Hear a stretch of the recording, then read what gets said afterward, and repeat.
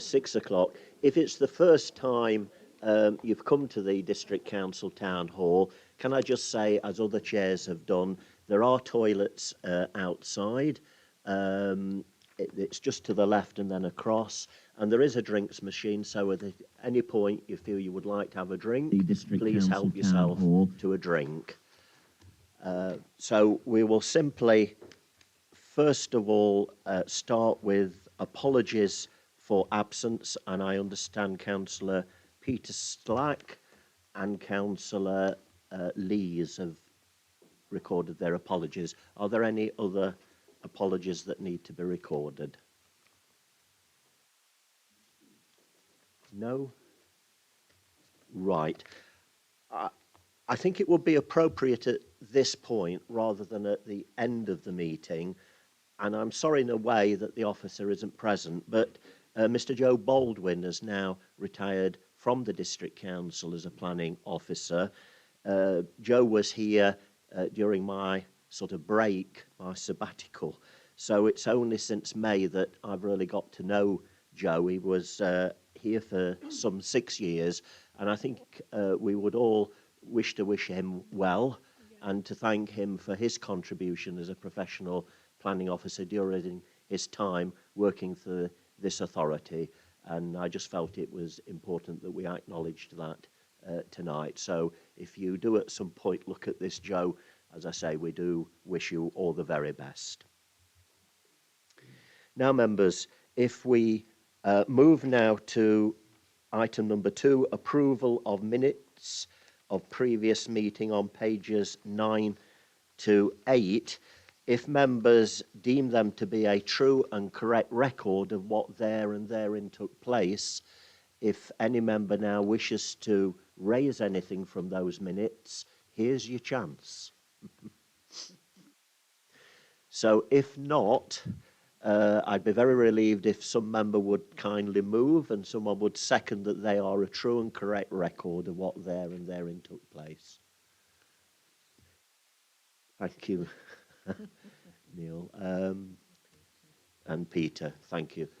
It's been moved and seconded. All those in favour, please show. Against? Abstentions? 1 abstention. Take it you wasn't here, Laura. Yeah. So we move to interests now. Are there any members that wish at this point to declare interest? Councillor Hughes and Councillor Dobbs. Yes, I'd like to declare an interest on the Methodist Church in Ashbourne in St John. I'm a member of the Ashbourne Reborn board, and therefore I cannot vote on that issue. Right. Thank you. And Peter? Exactly the same for me, Chair. Yeah. Thank you. Tommy, can I just ask you, in terms of 4, that just comes up as and when? Yeah, thank you. So we turn to applications then for determination. The first application starts at page 19, and it pertains residential development of 87 dwelling houses with associated landscaping infrastructure and access at Lot 2, Leeds Farm, Wyaston Road, Ashbourne, Derbyshire.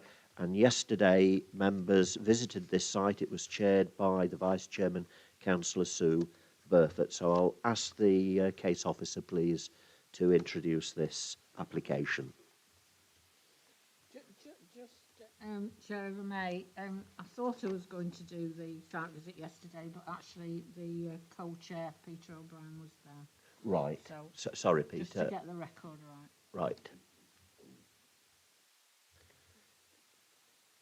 So, first then, we have the public participation, please. So the first person that's, thank you, is Mr. Martin Bottomley, who is a local resident.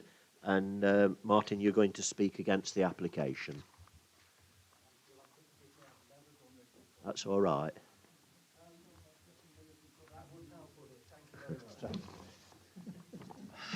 Forgive me. There are a number of reasons I object. One is the traffic, but if you've been there, I don't need to say any more to you about that. You'll appreciate that when you go past the site under the A52, it's an extremely narrow road. I travel that road daily, and I get frightened by the tractor and the school bus every time I meet it coming the other way.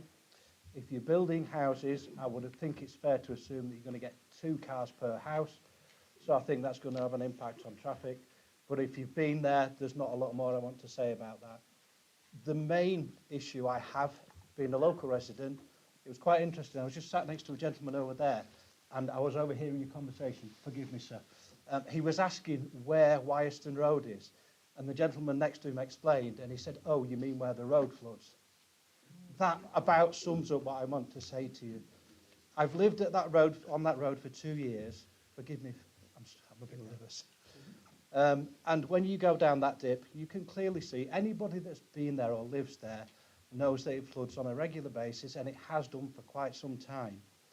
The recent development has made that worse, and if you're going to put more houses on, then it's going to make it worse. Now, I'm not an expert on drainage. I've seen that you've got reports. I am a little bit concerned about one of them because it talks about I forget what the word is. There's a big word in the report, but it refers to flooding, but it's talking about from streams. The issue is not the stream. The issue is groundwater. There's already a massive issue there with drainage. Again, not being an expert, but if you put tarmac and concrete on top of grass, it's going to reduce drainage. And I'm sure some expert will talk about mitigation and various different things. All I can tell you is I drive down that road and I have to turn around because it's blocked.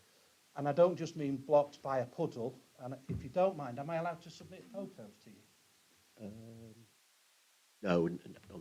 Well, that's a shame because I've got a photo about 6 weeks ago where it's so badly flooded, 2 cars went in it. One of them, the guy went to get his car back afterwards and it was literally up to his waist.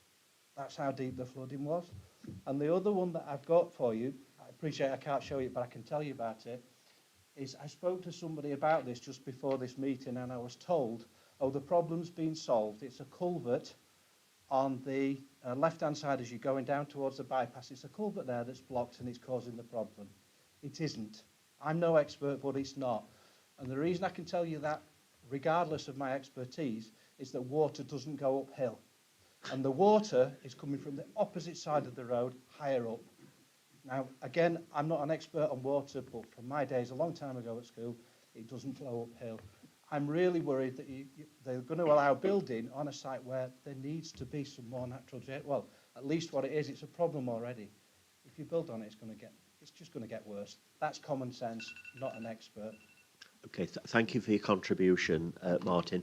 And any other speakers tonight, whether you're for or against, you are able to sit down if you wish, or if you're more comfortable to stand, as Martin did, that's fine. And can I say, Martin, there's no difficulty if you wanted to forward on photographs to councillors. You know, our email boxes they're in the public domain, so you know that is open to any member of the public to do. Yeah. So we turn then to Stephen Prince, another local resident who's going to speak against the application.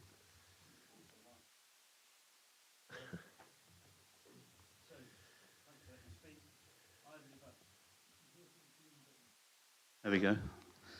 I live at number 58 Premier Avenue, which is the closest house to the development or proposed development on the western boundary.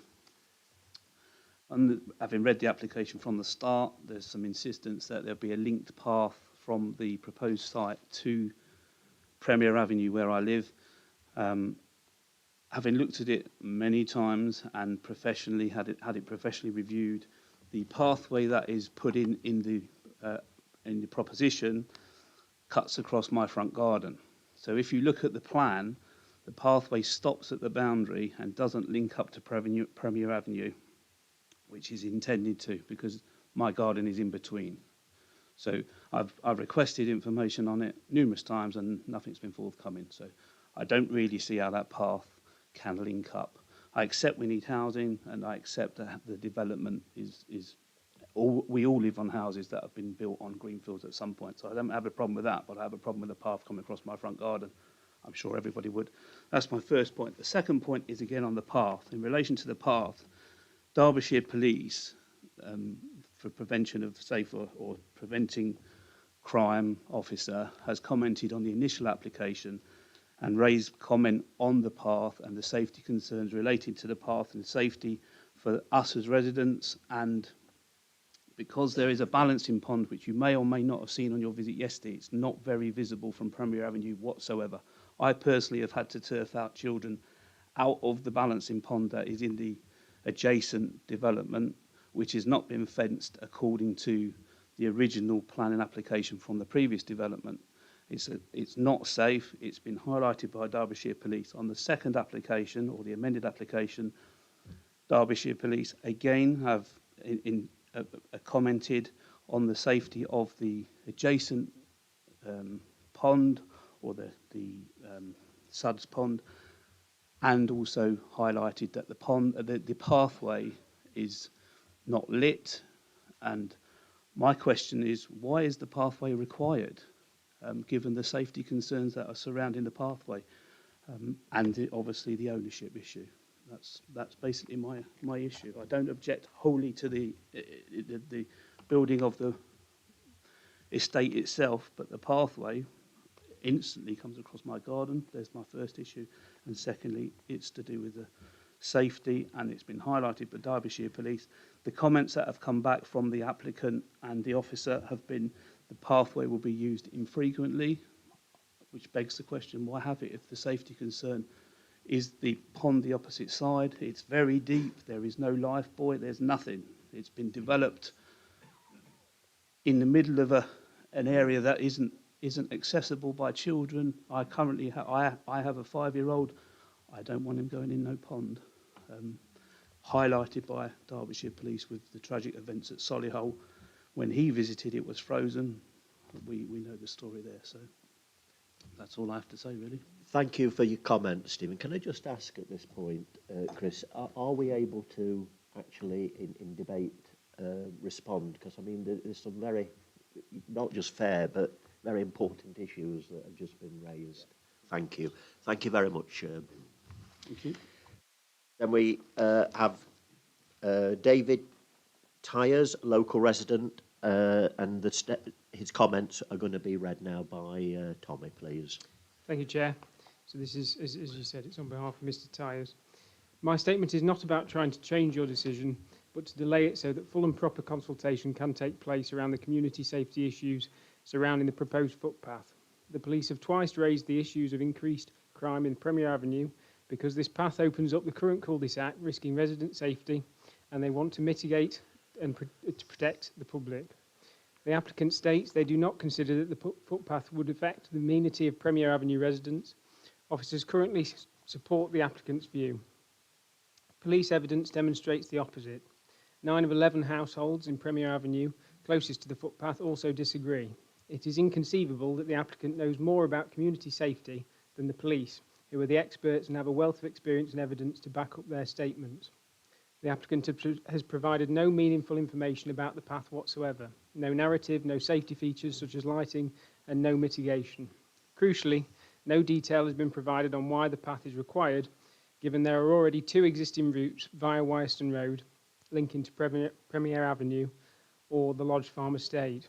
The National Planning Policy Framework identifies that when estates are designed, the community should not experience safety issues or fear of them.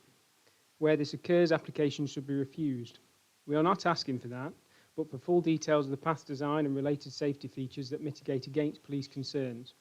If retained, this path will provide criminals with an easy escape route, and with the most frequent crimes in Ashbourne currently being violence and sexual assault followed by antisocial behaviour, members will hopefully understand why residents have real safety concerns.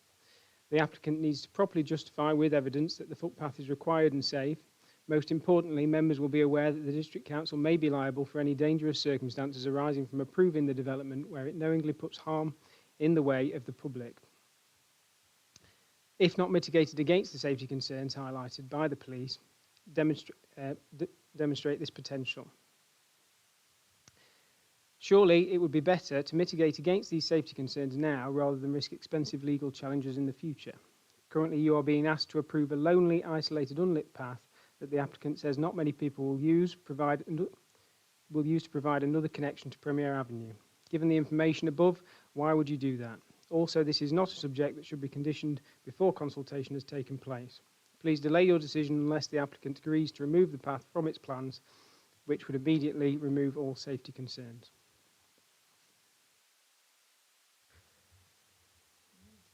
And then the final speaker is Mr. Darren Abbott, the applicant, who is obviously speaking in favour of the application.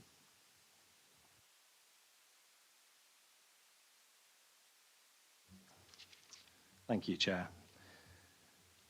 Good evening. I'm Darren Abbott, Planning Director of the applicant and local Derbyshire house builder Woodall Homes.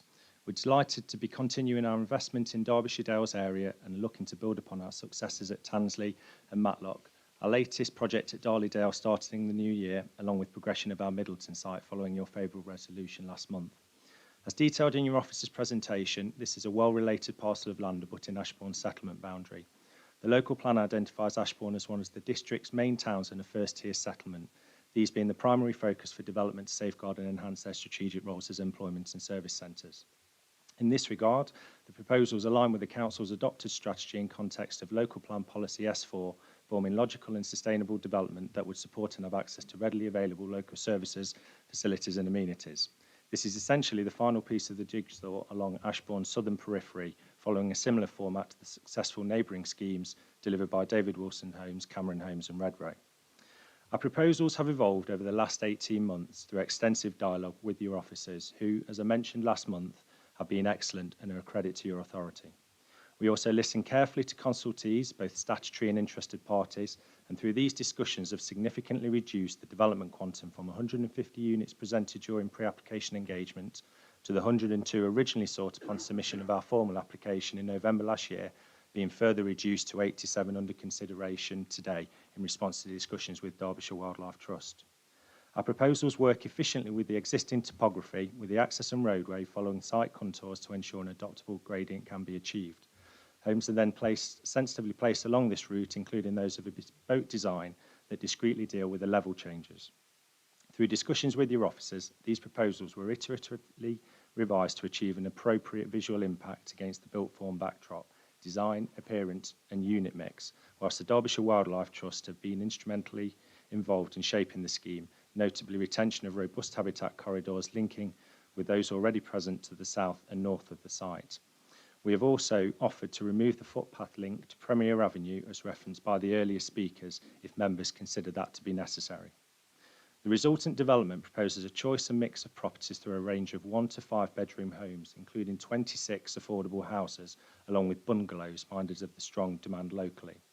This mix, informed by policy requirements and shaped through independent market analysis and our own local market experience, along with site context, will provide homes for first-time buyers, families, downsizers and occupants with particular mobility requirements in the interests of mixed and balanced communities.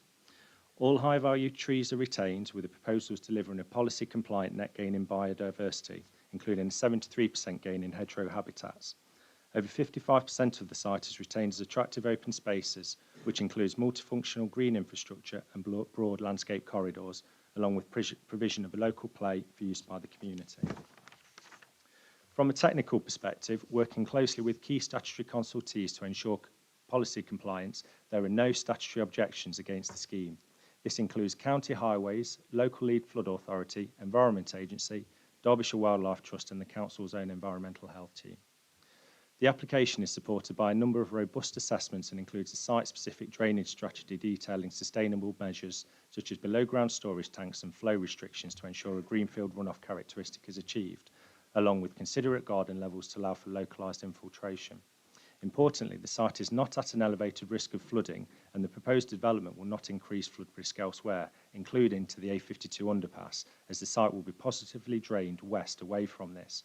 And we've previously submitted a late item representation concerning drainage matters, which goes into a little bit more detail. In sustainability terms, properties will offer modern, efficient housing designed to reduce energy and water consumption. As per discussions last month, our environmental commitments are of a high priority and we're taking a proactive approach to our developments, trialling the latest Wonderwall technologies, for example, at our shrubbery scheme in Chesterfield. We're maintaining an open mind as modern technologies rapidly evolve and will submit relevant details at the appropriate time in relation to draft condition 22. While significantly contributing to immediate housing delivery, the development would also support the vitality and viability of Ashbourne services and facilities. In economic terms, the development includes a multi-million-pound construction spend in local supply chains, supporting a significant number of construction jobs over an expected 4-year build period, together with significant amount of direct gross added value and local spend.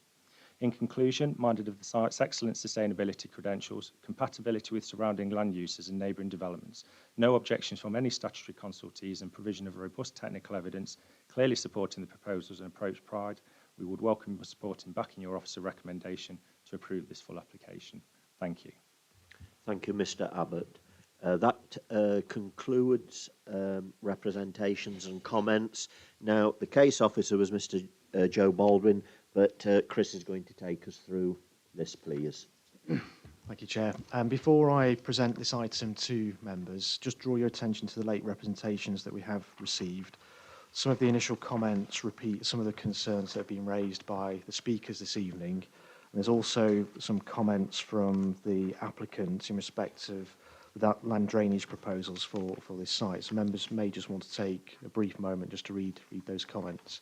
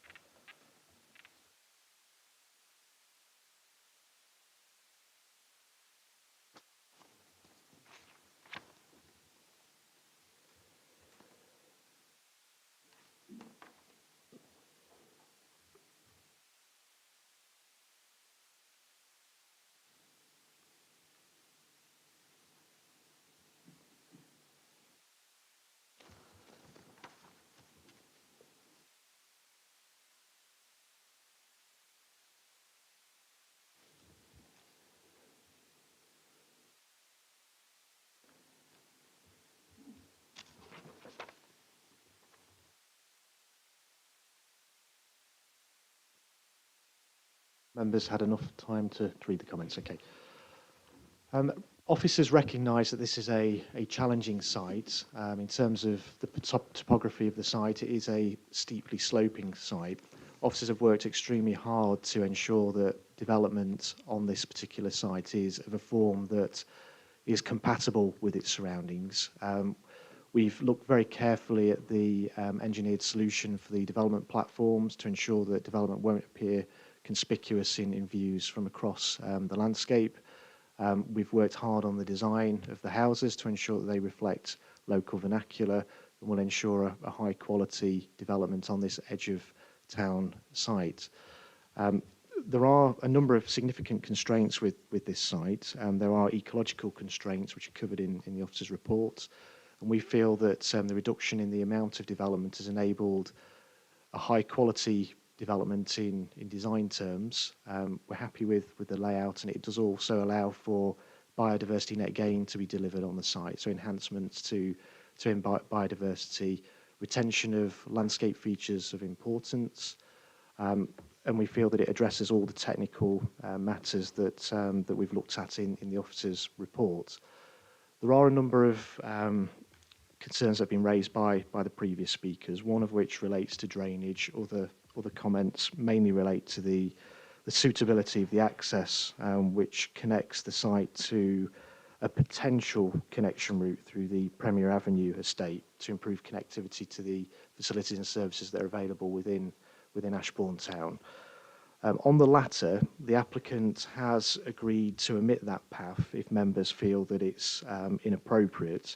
I think from the first speaker this evening, they've indicated that the path links to their front garden area, and therefore there would be no right of connection through to that existing housing estate.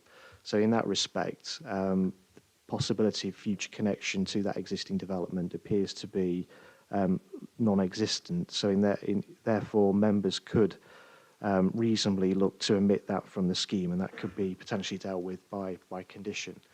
In terms of the drainage of the site, members will have noted from the topography that it slopes from it slopes in a southwesterly direction away from the existing underpath or underpath passageway under the A52. There has been a recent flooding incident in that location, and it's clear from the information we have from the lead local flood authority that was a result of a blocked culvert in that area, and also extensive runoff from a private road on the opposite side of the underpass to this site. In very simple terms, all the impermeable surfaces from this development, all the surface water from the development will be captured and appropriately discharged to an outfall destination to the southwest of the site, which will discharge into a stream at no greater than greenfield runoff rates from the developable parts of the site. It's important to point out that the drainage scheme also includes additional capacity to deal with climate change. So in that respect, it is a satisfactory form of drainage that will offer betterment in that it provides additional capacity for climate change to mitigate from extreme rainfall events that are becoming more common across this area and across the country generally. We're happy with the development in terms of its layout appearance, its landscaping and its contribution to the environment. You'll note from the officer's report that this is edge of town location. As part of the local plan review, this site was identified as part of the call for sites exercise and was deemed developable by the district council. We don't feel as officers there are any significant planning or technical reasons to refuse the application in the round, hence why we're recommending approval this evening. Happy to take questions at this stage. Can I just remind members, please, as we go through the different applications, please try and confine this part to questions, not actual statements that can come later in debate. So, first of all, Councillor David Hughes and then Councillor Peter Hobbs and Neil and Rob. Yeah. Thank you, Chair. Chris, you noted in your response that the drainage strategy has been critically assessed and agreed by both Severn Trent and the lead local flood authority. Members have concerns about both of those. Can you think of any cases where members are concerned about the advice that has been received from the lead local flood authority and Severn Trent and the consequences that members have pointed to you since subsequently? I think that's a question probably better directed at members in terms of whether they've raised any concerns about particular sites. I'm aware of several sites in the Matlock area, but nothing in this area. So there are several sites where we can question the advice that has been, the recommendations provided by Severn Trent and the lead local flood authority. Is that right? Well, the National Planning Policy Framework is government policy on how we should assess planning applications, and within the framework there's clear guidance that the competent authority in this area is the lead local flood authority, and you'll note their comments on this application. And you know also that the lead local flood authority has provided just recommendations to meet the conditions that need to be fulfilled. Yet there are significant problems being raised by residents and others about this. Do you think it's satisfactory that those are dealt with by condition, or do you think that there should be a design that was fully workable and in order to safeguard the residents and users of the roads around that area? I think members need to understand the principles of sustainable urban drainage and have regard to the detailed drainage scheme that's submitted with this application. It is a detailed scheme. It discharges surface water at no greater than greenfield runoff rates to an acceptable outfall destination. So in that respect, it is an acceptable form of development, and it also includes capacity to deal with climate change. So it does offer betterment in that respect. Thank you. With respect, can I just remind you of an email that one councillor sent to you this morning about, a parish councillor sent to you this morning about Fern Close, Tansley, where Woodall site, Whiteley, the suds, that has overtopped or there's been flooding in a neighbour's garden, and this is a repeat of something which has happened on other occasions. There's been flooding from that site. Can you comment on how we shouldn't be taking that into consideration on this particular application? The law's clear in that we should assess applications on the merits. We've got a detailed scheme here and a detailed drainage proposal for this site, which is considered to be acceptable, and it should be assessed on that basis. And there was a detailed specification for the other site, no doubt. Continuing with that, do you know where the water from this site is going to end up? What ditch is that? It goes into a ditch. Where does the ditch end up? How does it get to a river?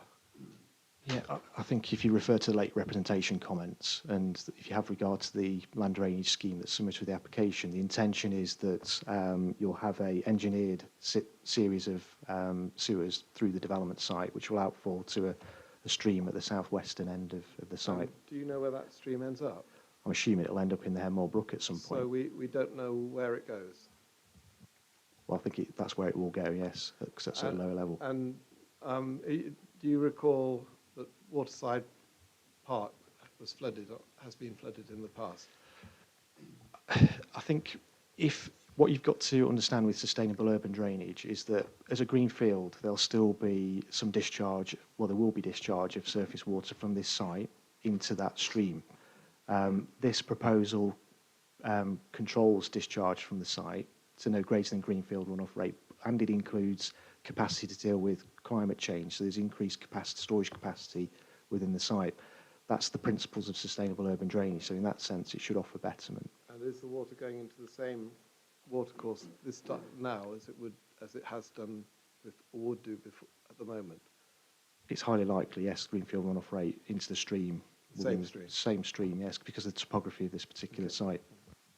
Thank you. Thank you. Councillor Peter Dobbs. Sorry. Yes, sorry, Nick, I jumped the gun. Thanks, Chris. I just had two kind of questions. The first one was around the pathway issue, and I just wondered whether you could just give us those options a bit clearer in terms of what does discounting the pathway mean? Does that mean there's then no access to the site? I'm a little bit troubled that we would have a planning permission brought to us that is crossing someone's land. Seems a bit odd, or is that quite normal? And my second question was just around the safety issue that's been raised. And I just wonder, again, could we have a little bit more clarity about that, and kind of how the developer will kind of look to kind of help improve that situation rather than kind of compound it. And then my final question was just around the School 106 funding, because there doesn't seem to be any.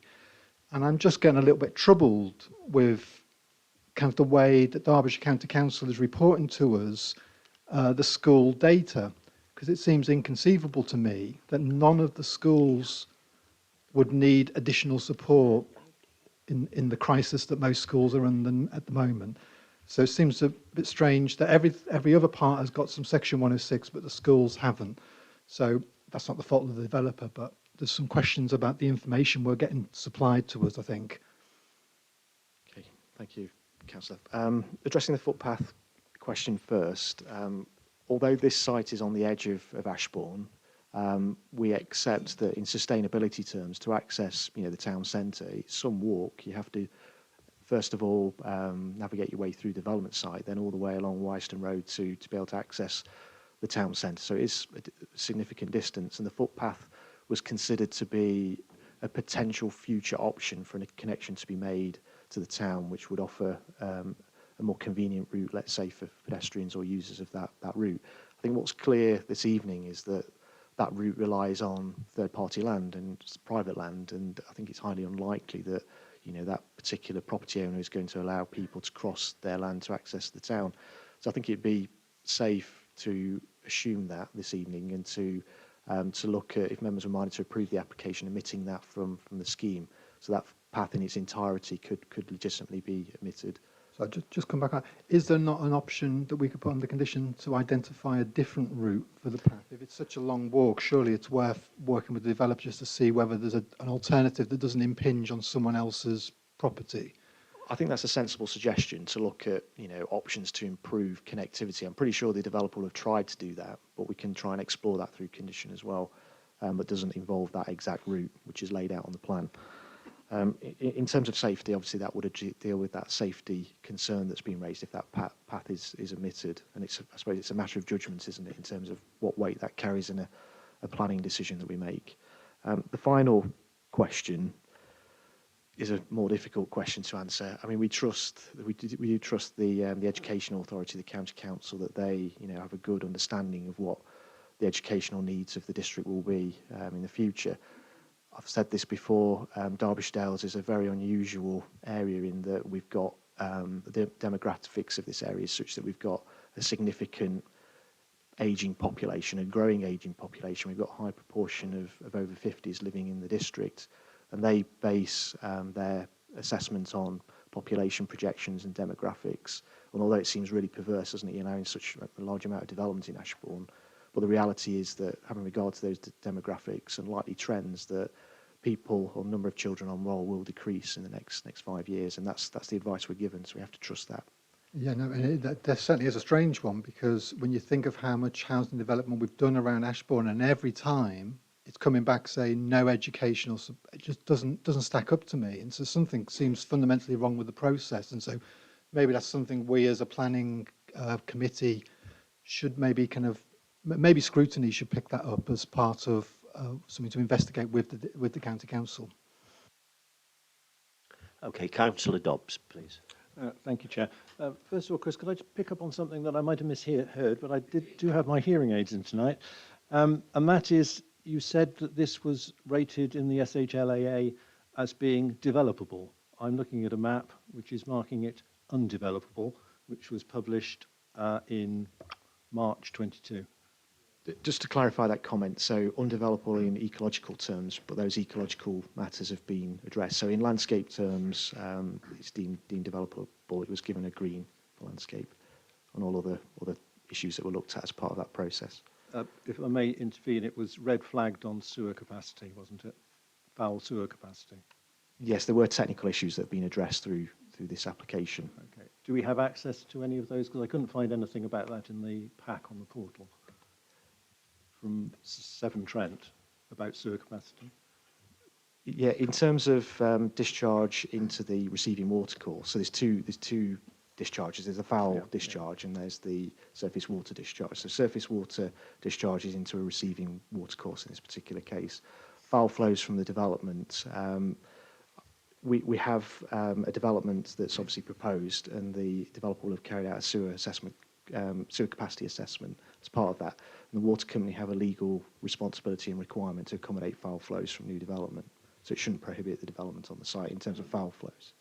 Yeah, I will come back to that during debate. If I can just ask you a further question. If you could clarify what you've hinted at before, whose responsibility is it precisely to confirm capacity and suitability of the watercourse that takes the flow from the suds? Because if I look through the email exchange, developer, ourselves, and the lead local flood authority, nobody, it seems, has actually said it's suitable. And the last email that I can find in the portal effectively says, you as the local planning authority, you've got to decide whether it's suitable, which doesn't seem right. Now, who is it who actually signs off this receiving body?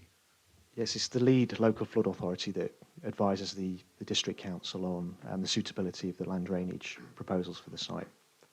Okay, thank you. I'll return to this point in debate. Thank you. Thank you, Councillor Dobbs. Councillor Archer. Thanks, Chair. Just a quick question about a point made in the late reps. It mentions that the proposed flow into the watercourse is negligible in relation to capacity. It's estimated to be less than 5% of overall watercourse capacity. Can I just check, is that an admission that there will be an increase in 5%? That's going to be 5% more than is currently the case. Is that what that comment means, or does it mean something slightly different? I've got another question as well. Do you want both questions at once, or do you want to answer that one first?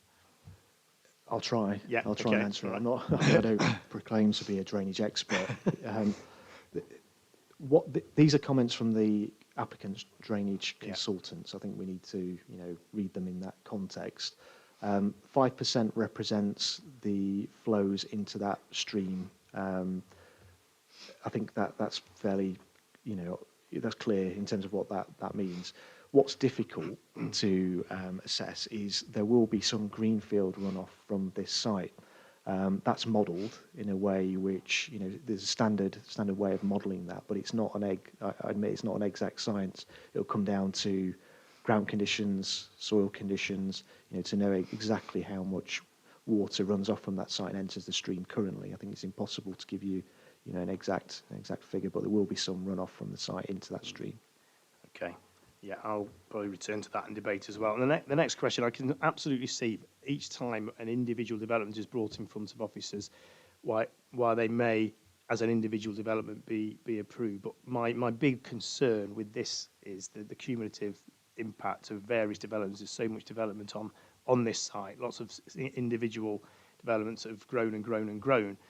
And I worry about the cumulative impact. So my question in relation to that is as councillors and representatives of our residents, to what extent can we, who can see the bigger picture of that cumulative development and knowing as well that there's potentially extremely significant further development of over 1,000 houses potentially in the pipeline for that broad area of town in the future, to what extent can we consider that when considering this application, because it's going to have, this application itself is going to have a big impact on the roads, and we know there's other developments down the line that will be coming at some point that are going to have an even bigger one, and I worry that if we don't start putting a stop to some of these, the cumulative impact is going to be pretty devastating for residents. So to what extent can we consider that in our decision over this application, that cumulative impact?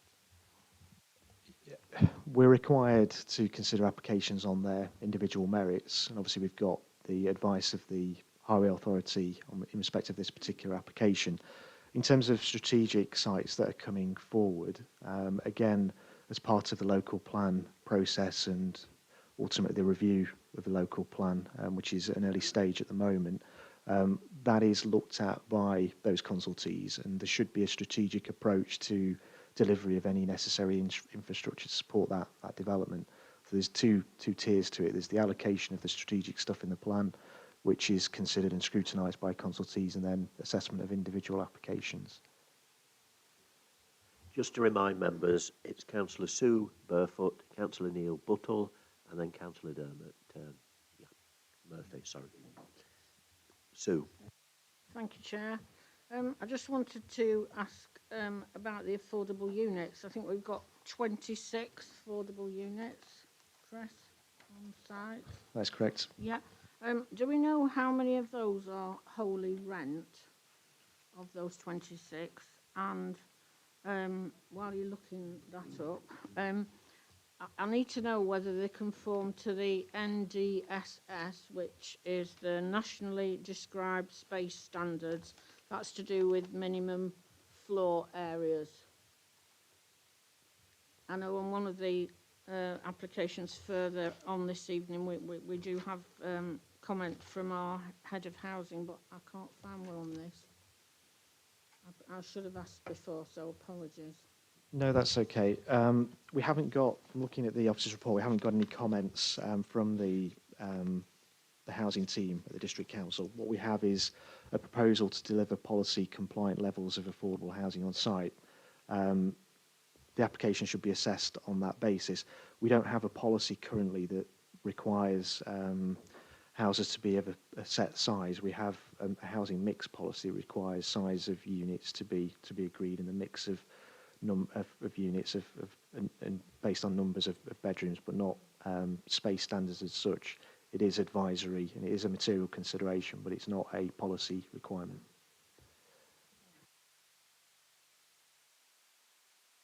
Neil Buttle. Thank you, David. Chris, I've got two questions. The first one is very general, and I'll just do that first. It's last time I heard, and I may well be horribly mistaken, it was only 4 years of housing land supply that was required, and we seem to be saying we need 5. Yes, 5 years is the requirement for our plan not to be considered to be out of date in respect of our housing policies.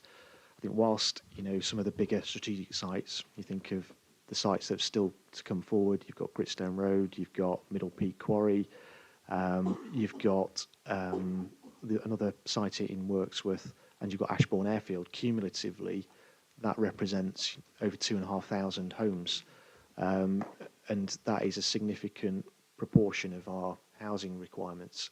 And whilst those sites don't come forward or are not delivered, that puts pressure on other areas, you know, where we haven't got a 5-year housing land supply, because government policy, as much as we might not like it, is very much geared towards housing delivery. Thank you, Chris. Now I've got a slightly more specific question. We've got you said that the biodiversity net gain in your preamble was met. The Derbyshire Wildlife Trust on page, I think it's about page 35 to 37. Derbyshire Wildlife Trust talks about the general biodiversity, the loss of particular habitats for fairly rare bats, and it talks about the creation of offset of biodiversity net gain elsewhere, and that offset, excellent words, is 1.4 hectares below what they feel would be required for unimproved grassland. Now, at the same time, we've got in your section 7.6 to 7.65, which is about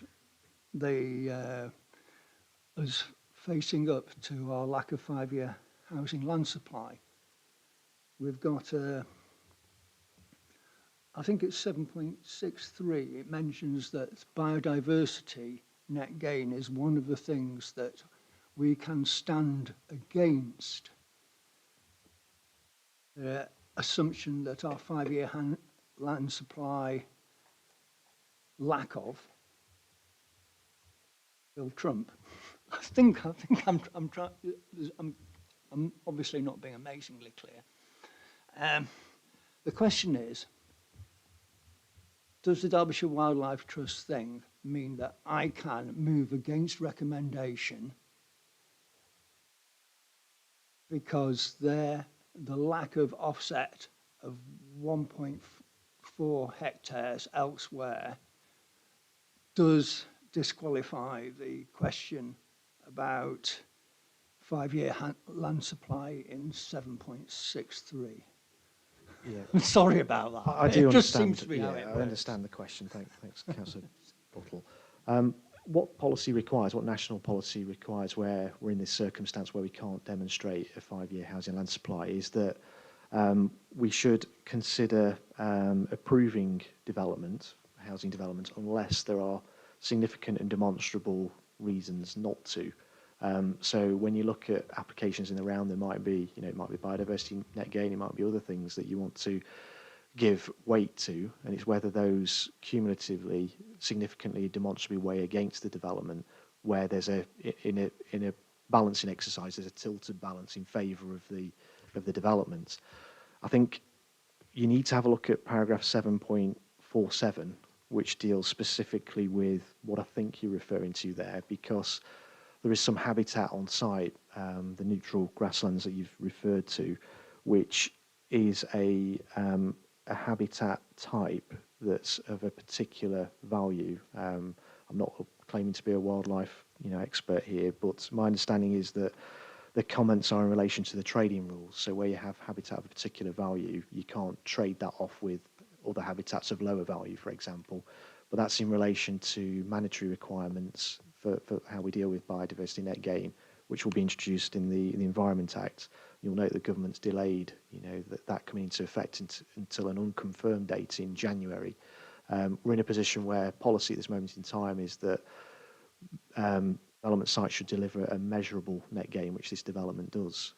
So I think to give that significant weight at this time would be unwise, in my opinion. I think Chris, for that second question, deserves a small prize, Neil. I think it was I was getting... Anyway, Councillor Dermot Murphy, please. Thank you, Chair. I've got two questions. The first one surrounds highways, and it was noted yesterday that the national speed limit applies before you actually get to that site.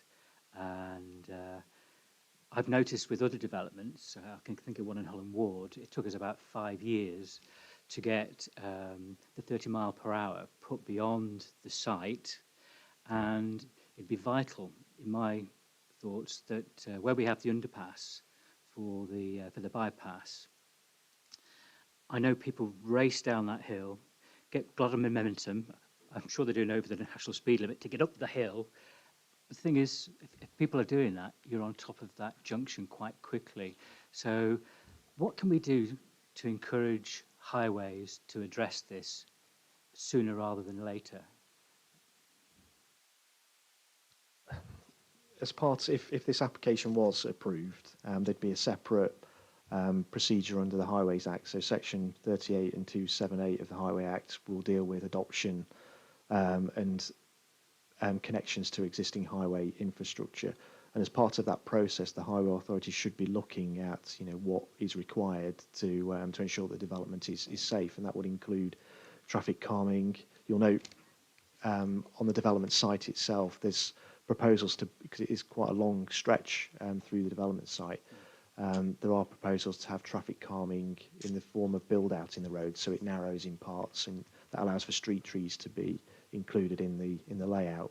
That helps with traffic calming, but I think that's on the development itself. On the development itself, but in terms of the Section 38 and 278 process, the highway authority should be looking at what improvements to the highway network are required to facilitate this development. That could include reduction in the speed limit on that section of road. I'd have thought it would as part of that process, but I can't guarantee that because I'm not the highway authority. I know, but we can't make that assumption, unfortunately. It's just that it's an almighty job to get anything done afterwards. There's no mechanism that we can sort of... We can't condition it, obviously, because it's a highways issue or whatever. Do we start, do myself and Councillor Burford, do we start talking to our county council colleagues about highlighting this is going to be an issue on this development now, or...? I think that's sensible, as part of the detailed design stage. Yeah. I mean, this will be looked at anyway, but you've got an opportunity there to have those discussions with relevant officers at that time. Okay. All right. The other question is about the drainage on site, and obviously you've got storage assets on site. You've got this hydro break flow system. Who signs that off to make sure that it actually meets the requirements, but also who's responsible for the maintenance of these systems in years to come?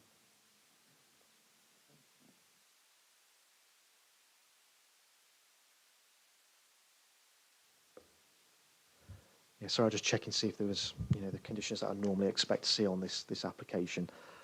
First of all, in terms of management of public open space, which would include any surface water attenuation features, would fall the responsibility of the management company for the site. So it'd be basically an arrangement where future residents would pay into a management company, and they would retain a share in that company and control how that site is managed and maintained. So it's likely the requirement for that particular feature will sit with the management company for the site. The government is currently looking at enacting a part of the Water, I think it's Water and Something Act, where it'll become a requirement for developers to look at adoption of these features by a competent, authority, whether it's the local flood authority or the water company. But we're not there, unfortunately, at this moment in time. So we have to look at adoption of these features by management companies. But that will be a step in the right direction if that part of the Act was to be enacted. In terms of the other part of your question, could you just repeat that? I've lost. I mean, who sort of signs off that the system is as it should be, and it actually has the capacity and whatever? What we've found is that we put a lot of trust in developers. When these things are built out, we trust that these the drainage features for site are built out as approved. We've agreed with the lead local flood authority that there's, as part of conditioning developments, that at the end of the construction process, there's a verification report, an independent verification report, where a competent person goes out and looks at the drainage system and then signs it off, basically. But what we found is that with a recent appeal decision, there was the Hull and Ward, appeal decision that you'll be aware of, the Big In View development. When an inspector looked at those conditions, they considered it to be unnecessary, and it was struck out of, of their decision. Although we recommended that condition, but it is something that we continue to apply because we think verification is important, and the developer's happy with that in this particular case. I'm going to say, as Chair, I think they've all been good questions from members. We move now into debate to determine the application, and just to help me out, can you indicate who would like to? So we'll start with Peter Dobbs. Rob? Peter? Laura? Yeah. Anyone else at this? Right. Okay, so we... Possibly you, Sue. Yeah, so... right, we'll get to the meat of the matter. Councillor Peter Dobbs. Thank you, Chair. I'd like to move this for refusal against officer recommendations for reasons that I'll outline shortly. Thank you. Does that find a seconder, please? It does. Councillor Archer, do you wish to speak at this point? Or? I'll allow Peter to make his points first, then I'll speak. Right. That's okay. Councillor Dobbs. Thank you, Chair. It is quite impressive that from being something rated undeliverable for one or two red flagged reasons 18 months ago, that the developer has put forward a plan which has many attributes which are to be welcomed. However, we've heard some of the problems from the residents, and I want to just briefly mention two, and then I'll focus on one, if I may. Okay. I find it extraordinary that the road within this development, which has traffic calming, exits into a country lane which is narrower. The red flagged aspect from the report in 2022 talks about sewer capacity. This one sewer, which runs along the A52, serves the airfield and a large number of houses and has been historically problematic to Severn Trent Water. And so the fact that they red flagged about that sewer capacity is completely valid. If you read in the portal the representations from people who live the other side of the A52 in the little development there, they have issues with foul and indeed surface water there, suggesting that it's not perhaps performing as it might. And the fact that it was red flagged was a valid point. Now, I haven't seen anything from Severn Trent indicating that somehow that sewer line is better. Perhaps it is, but I don't know. I haven't seen it, and so I have to judge on what we've been presented. And finally, the surface water issue, which does worry me, because I'm not an expert in surface water drainage, but I have been up to the stream near the underpass, the one which failed to make it through the culvert and flooded everything, which has happened before. And if you look at the flow in that stream on a sensible day, it's not much, it's barely a trickle. And that stream is then on the, let's get this right, on the southern side of the A52, and it stays on that side until it comes back into the tail end of this development. Actually, I can't quite see it on that map. Through a culvert underneath the A52, and is again a minor trickle. So where the current surface runoff from this area of grassland goes, because logically it ought to be greater, presumably if it's collecting water over this grassland, I don't know. I mean, presumably the arrival of the A52 bypass did actually tend to do very interesting things to the surface water behaviour. But anyway, it comes out in a steady trickle. I wouldn't like to estimate the flow rate, but there it is. What it does do is it joins another minor ditch type stream and then abruptly turns a right angle before it heads down toward the A515 opposite Waterside Park, where it supposedly goes into a culvert. That has not always happened. The culvert's been blocked and Waterside Park has flooded. What has happened in the recent past at this right angle, shortly after these two streams converge, is a approximately 5-metre section of the bank has collapsed, leaving a gas pipe suspended in mid-air and another pipe, I know not of what. Clearly, that watercourse is currently not exactly a safe area in which I would choose to discharge anything above what's coming at the moment. And I've heard nothing to convince me that it won't be more if you run the overflow from the suds into that contributing watercourse. So I'm afraid I have serious reservations about this application. I think the safest thing to do is to refuse it at this stage and see what it's like when it comes back. Thank you, Chair. Councillor Dobbs, can I remind you, you have the right to wind up this debate. Yeah, Councillor Archer. You might wind me up now. Councillor Dobbs has said a lot of what I was planning to say in terms of the water, so I will not go over that again, conscious of time and the length of the agenda, but I concur with all the points he's made about the water flow and the flooding on the water side. Coming back to a point I made with the question earlier, that the cumulative impact is a real worry for me, and I completely understand Chris's point about judging each application on its merit, and I have to say as well, it is reluctantly in many ways that I'm going against this proposal, because I think the planning authority and the developer have actually worked hard to try and make this work. But again, to back up something else that Councillor Dobbs said, when they actually were building Acorn Drive, which is the road that runs across the top here, myself and my wife actually went to look at the show homes, and one of the questions I asked, because I was thinking of buying one, was, do you think there's any chance of them building houses down there, as in down here? To which I was categorically told by the person working in the show home, no, far too steep, not developable. There's nowhere anyone could build safely on that area. Now, I know that's not an expert, it's somebody working in a show home trying to sell me a house, but there's a lot of other stuff that Councillor Dobbs has raised there which would support that conclusion. Then coming to the cumulative impact on traffic, Wyaston Road is a country lane. Dobbinhorse Lane is an extremely narrow country lane, very adjacent to this, which will definitely see a significant increase in traffic of people cutting down to the 515. There's already been problems there since the new development on Acorn Drive and around that area, Tuckbury Hollow, with increasing traffic on a lane that is not suitable. There's been accidents down there that I'm very aware of.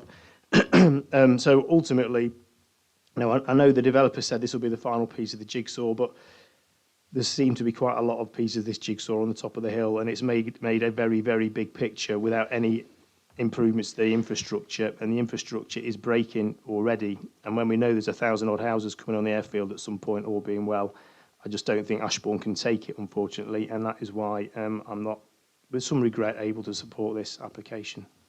Councillor Peter O'Brien. Thank you, Chair. I want to add to the reasons put forward by my colleagues as to why I think this application is not appropriate to be approved at this stage. I do accept that in principle I can see a successful housing development on this site or on part of this site, but unfortunately I don't think the proposal we've got before us is the one. Points I'd go through to add to the reasons put forward by Councillor Dobbs and Councillor Archer. Go back to the point originally made by Nick Whitehead and reinforced by Chris. The footpath links, the permeability of the site. It's a really important principle when we look at new housing developments, especially self-contained developments like this, that residents are able to move freely, access town centre, access neighbouring developments without having to jump into their car. And I just don't think that issue has been addressed seriously by the applicant, and I think the fact that we had a token footpath to nowhere illustrates that. The second point is something we haven't touched on, and that's on the housing mix. We're very clear in our approach to planning that we're looking to provide for the housing needs of the residents of the Derbyshire Dales.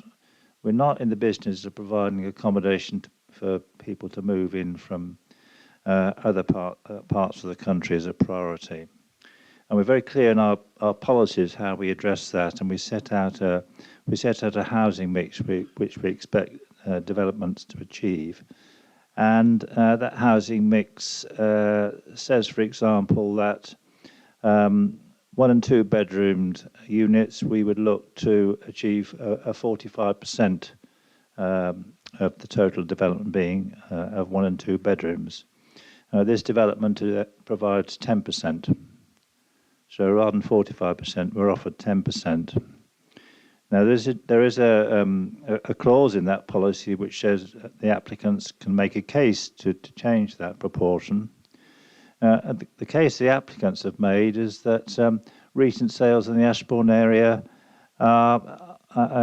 show a skew towards larger developments. Well, of course they do. That's because it's people moving from outside the district who are buying up the larger and more expensive houses.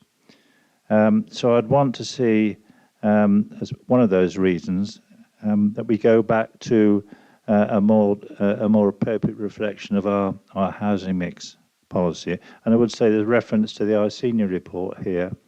The latest version of the Iceni report confirms that the appropriate mix for the Derbyshire Dales of 1 and 2 bedrooms is 45%.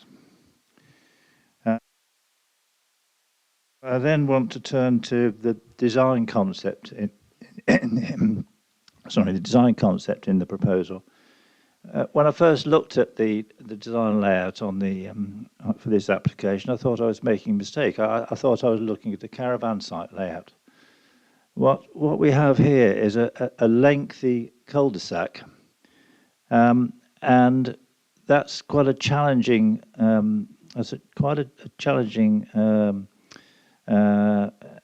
scheme to design a housing development which creates attractive, thriving places and a sense of place, which is what we're about in the Dales. And the way we do that is to create a series of events along that cul-de-sac, not a linear form of individual detached dwellings. We create a series of events. So when you're in there, when you're a resident within there, you have 4 or 5 different places of interest along your cul-de-sac. And again, I'm afraid this design totally fails to respond to the characteristics of this site. So in supporting the recommendation to refuse, I would ask my colleagues to accept those additional reasons for refusal. Thank you, Chair. Thank you, Peter. Councillor Laura Maelstrom. Thank you.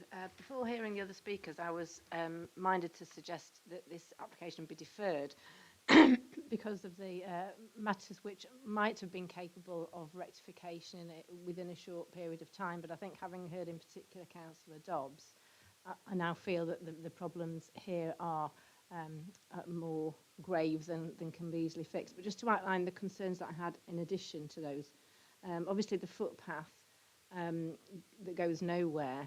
The fact that the developer has put forward this plan, which has been based on quite a lot of work, but has apparently overlooked the fact that this footpath doesn't connect to Premier Avenue, is worrying in terms of attention to detail. It might be that they were planning to make Mr. Prince an offer he can't refuse to get that finished off, but we just don't know. The pond safety concerns don't really seem to have been addressed anywhere, and they need to be. My main concern, I think, was the biodiversity net loss, and I appreciate Chris's comments in the report that there is actually a net gain, but that's not what the Wildlife Trust thinks. They've done the maths. Their view is very clearly set out that there is 1.4 hectares of other neutral grassland missing from the offsets that the developer is proposing to buy. So I accept that on a site like this, it's acceptable to have off-site offsetting, but no reason has been offered as to why they're not buying enough. And that needs to be conditioned or addressed in some way. And I think just because we're not legally bound to insist on 10% net gain, I think is not a reason not to ask the developer to provide that if it's within our power to do so. Thank you. Does any other member wish to? Councillor Burfoot. I can't resist, sorry. I think what previous speakers, councillors have said, addresses a lot of the things that I want to say. I think some very sensible things have been said. But what I really wanted to say was that I think we all realise that there is an issue with housing land supply. But this site is outside the settlement boundary. I think we have to remember that. We have to remember that it's a greenfield site, and our planning balance has come down in favour of development. My balance comes down against development, if I'm honest. Well, that's what I'm saying. But I'm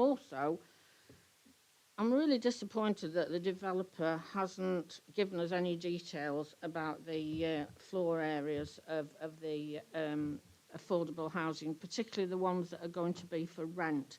I think we have to remember, and I think our head of housing has said it in an application that we're going to look at later, that the people who are going to be in these rented houses have the least choice.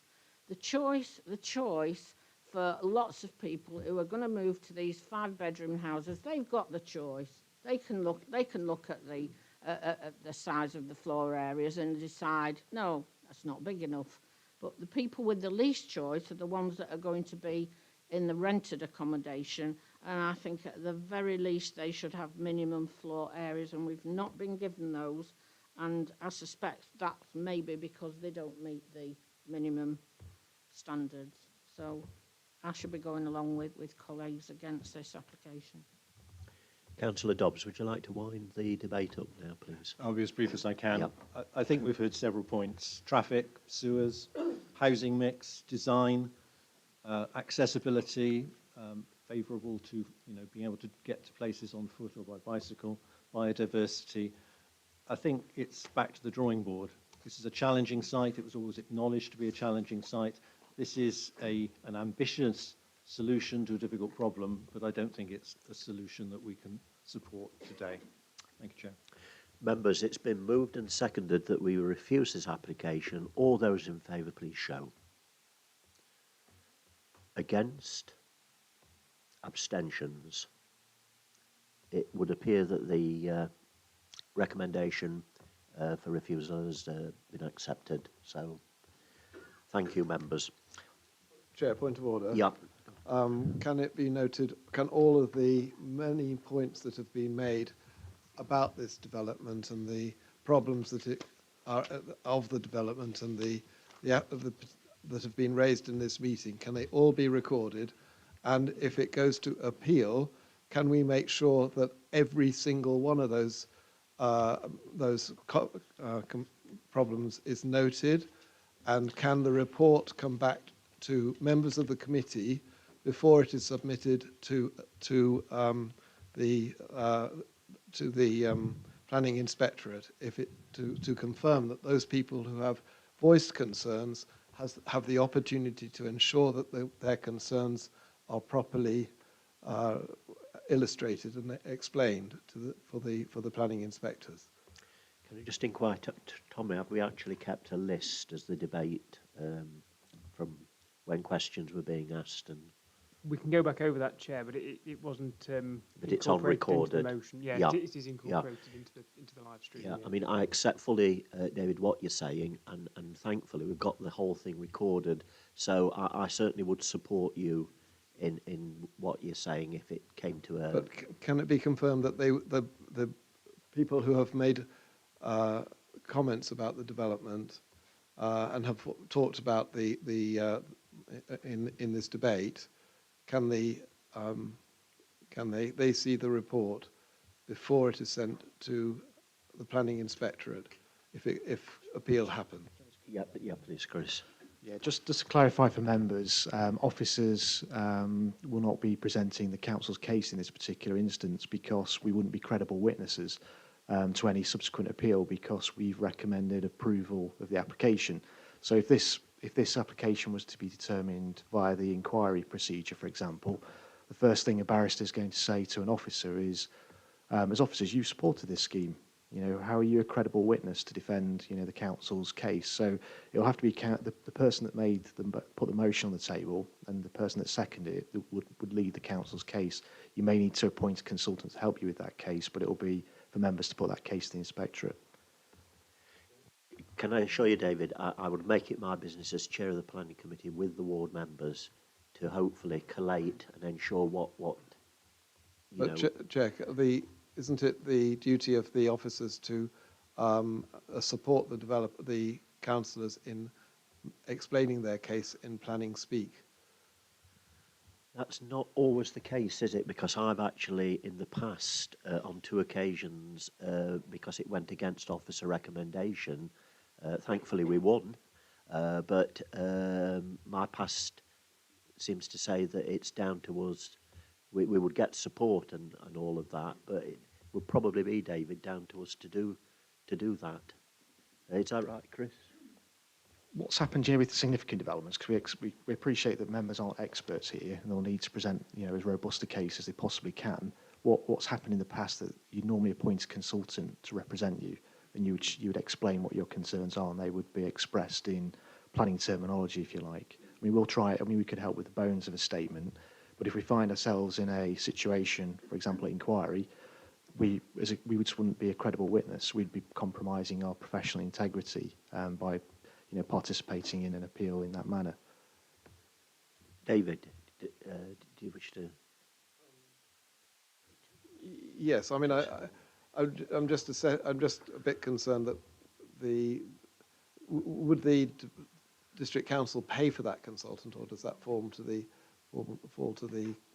objectors themselves? It's the council's decision, so it's the council's cost. So we would pay a consultant. Yes, the council that would borne those costs. Yeah. Can I just finally ask Councillor O'Brien?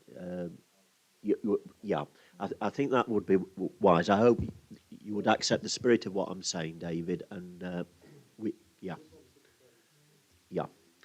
Right, members, we move to the second application then, found on pages 61 to 70, erection of rear yard of 2 numbered retail units, associated hard and soft landscaping works and reinstatement of repair and existing boundary walls at land to the rear of 38 to 40 St John Street, Ashbourne. And we'll go then 2 representations first, and then we'll bring the officers in. So we just have 1 speaker, that is Mr. David Breakwell, the agent. Mr. Breakwell, please.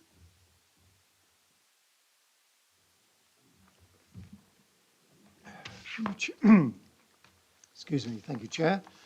Good evening, committee. These applications follow the refusal of previous applications 22-212 and 22-213, which sought permission for similar repair works to the walls and a building of the same footprint as currently proposed. These applications were refused on the grounds that the proposed development was of such a scale and design it was considered to erode the significance of the historic burgage plot, which forms the application site. In response to the reason for refusal of the last applications, the height of the proposed building has been reduced, though through the removal of the first floor residential accommodation.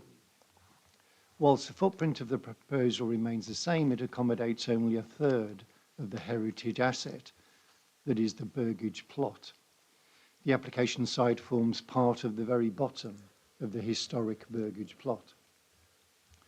The Council's conservation area appraisal explains that the original inception of the burgage plots was to accommodate a house and or shop adjacent to the roadway, which in this case is the Ryman shop, and a thin plot of land to the rear to serve the purposes of the dwelling or shop, which is the application site.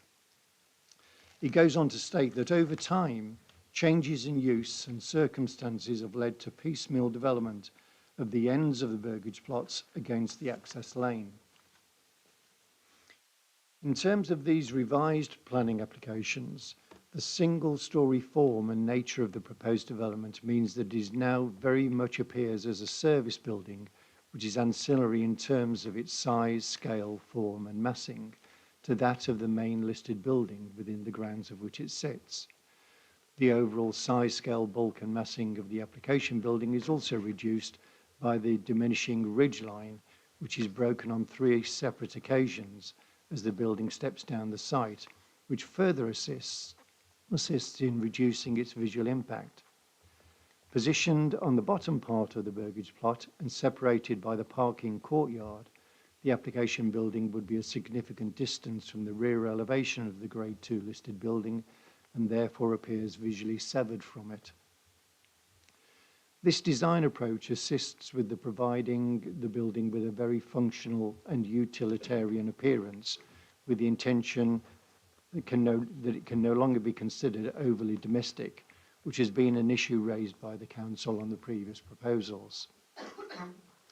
The proposed development provides opportunities to reinstate historic boundaries and reinforce the Burgage plot alignment and the character of the conservation area through the reinstatement of a large section of boundary wall where it adjoins number 34, with matching narrow handmade bricks and the replacement of the existing unsightly fence on the northeast side of the plot, so that it provides a continuous wall in the form of the new development and a complete brick boundary wall to the northeast. The principle of development of ancillary buildings on a Burgage plot is not only a well-established and national pattern of urban historic medieval settlements, it is also well established along St John Street.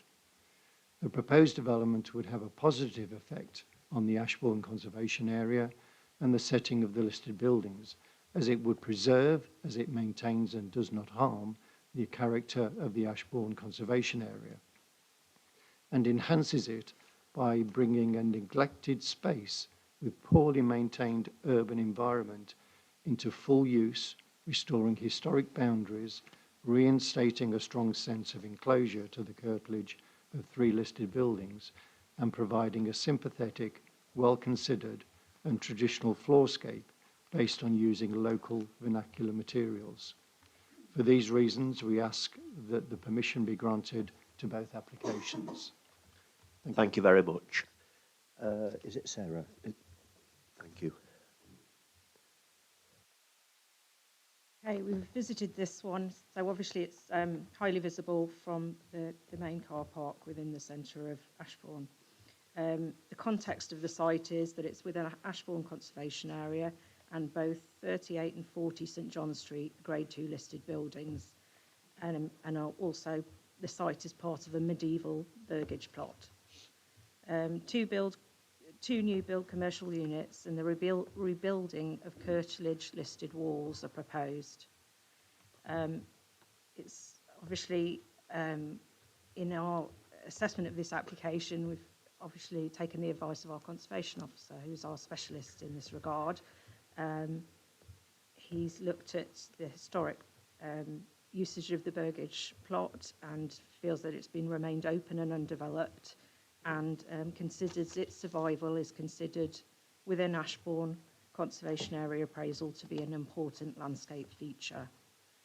And this proposal, in its changed form, but it's still a single story with the same footprint, is felt to be, it will diminish and erode the significance of the Burgage plot. Whilst obviously members noted other developments in the back of neighbouring sites, that's not a reason or a justification for further erosion. And in the weighting exercise, it was considered the public benefits of employment do not weigh the harm to the heritage asset, and therefore refusal is recommended. I'll take any questions. Thank you. Councillor O'Brien.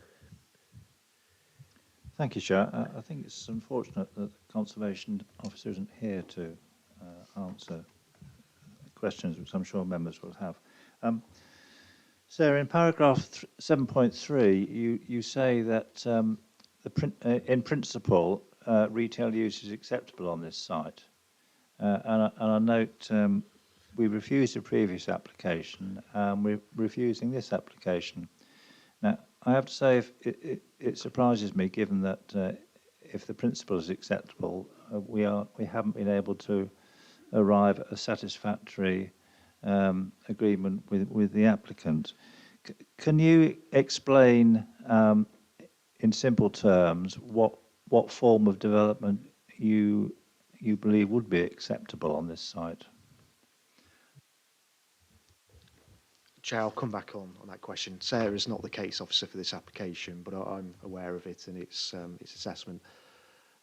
You'll note from the officer's report and the conservation officer's comments that burgage plots did have or often have very, very diminutive small workshop type buildings within the plots themselves. The issue here is the scale of the building, and the scale of the types of workshop buildings and diminutive buildings you'd have expected to see in burgage plots are very small and probably wouldn't lend themselves to commercial use. And that's what's proposed here, is 2 commercial units on the site, which results in a footprint or a size of building that is considered to be inappropriate in that context. Sorry, can I come back? This is an application for 2 retail units, and you say in 7.3 that retail units are acceptable in principle. Yeah, there's a different. Sorry, just to clarify on that point. Can you tell me whether you've tried to reach agreement with the applicant on this proposal? I'm not aware of any pre-application discussions. I've certainly not been involved in any pre-application discussions. There's a distinction to be made between land use, so the acceptability of the land use in a town centre location such as this. That type of use is considered to be acceptable. What we're dealing with here is impact on heritage, and it's whether you feel that the impact on heritage is an acceptable one. Bearing in mind that listed buildings, conservation areas are afforded very high protection.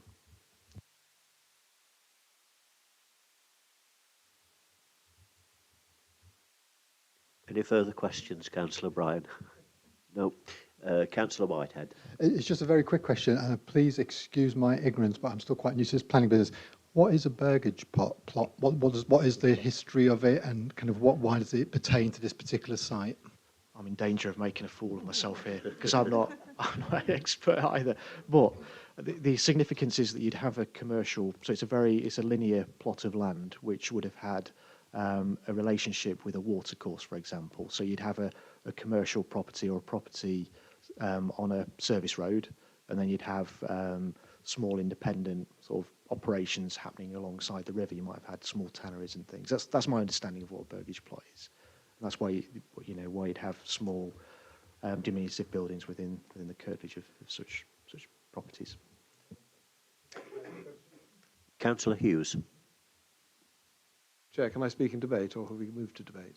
No, we're still asking questions. No, I'll wait until debate. Right. If there are no further questions, then let's move into debate. So first of all, let's just determine, do we have anyone that's prepared to move refusal, or David?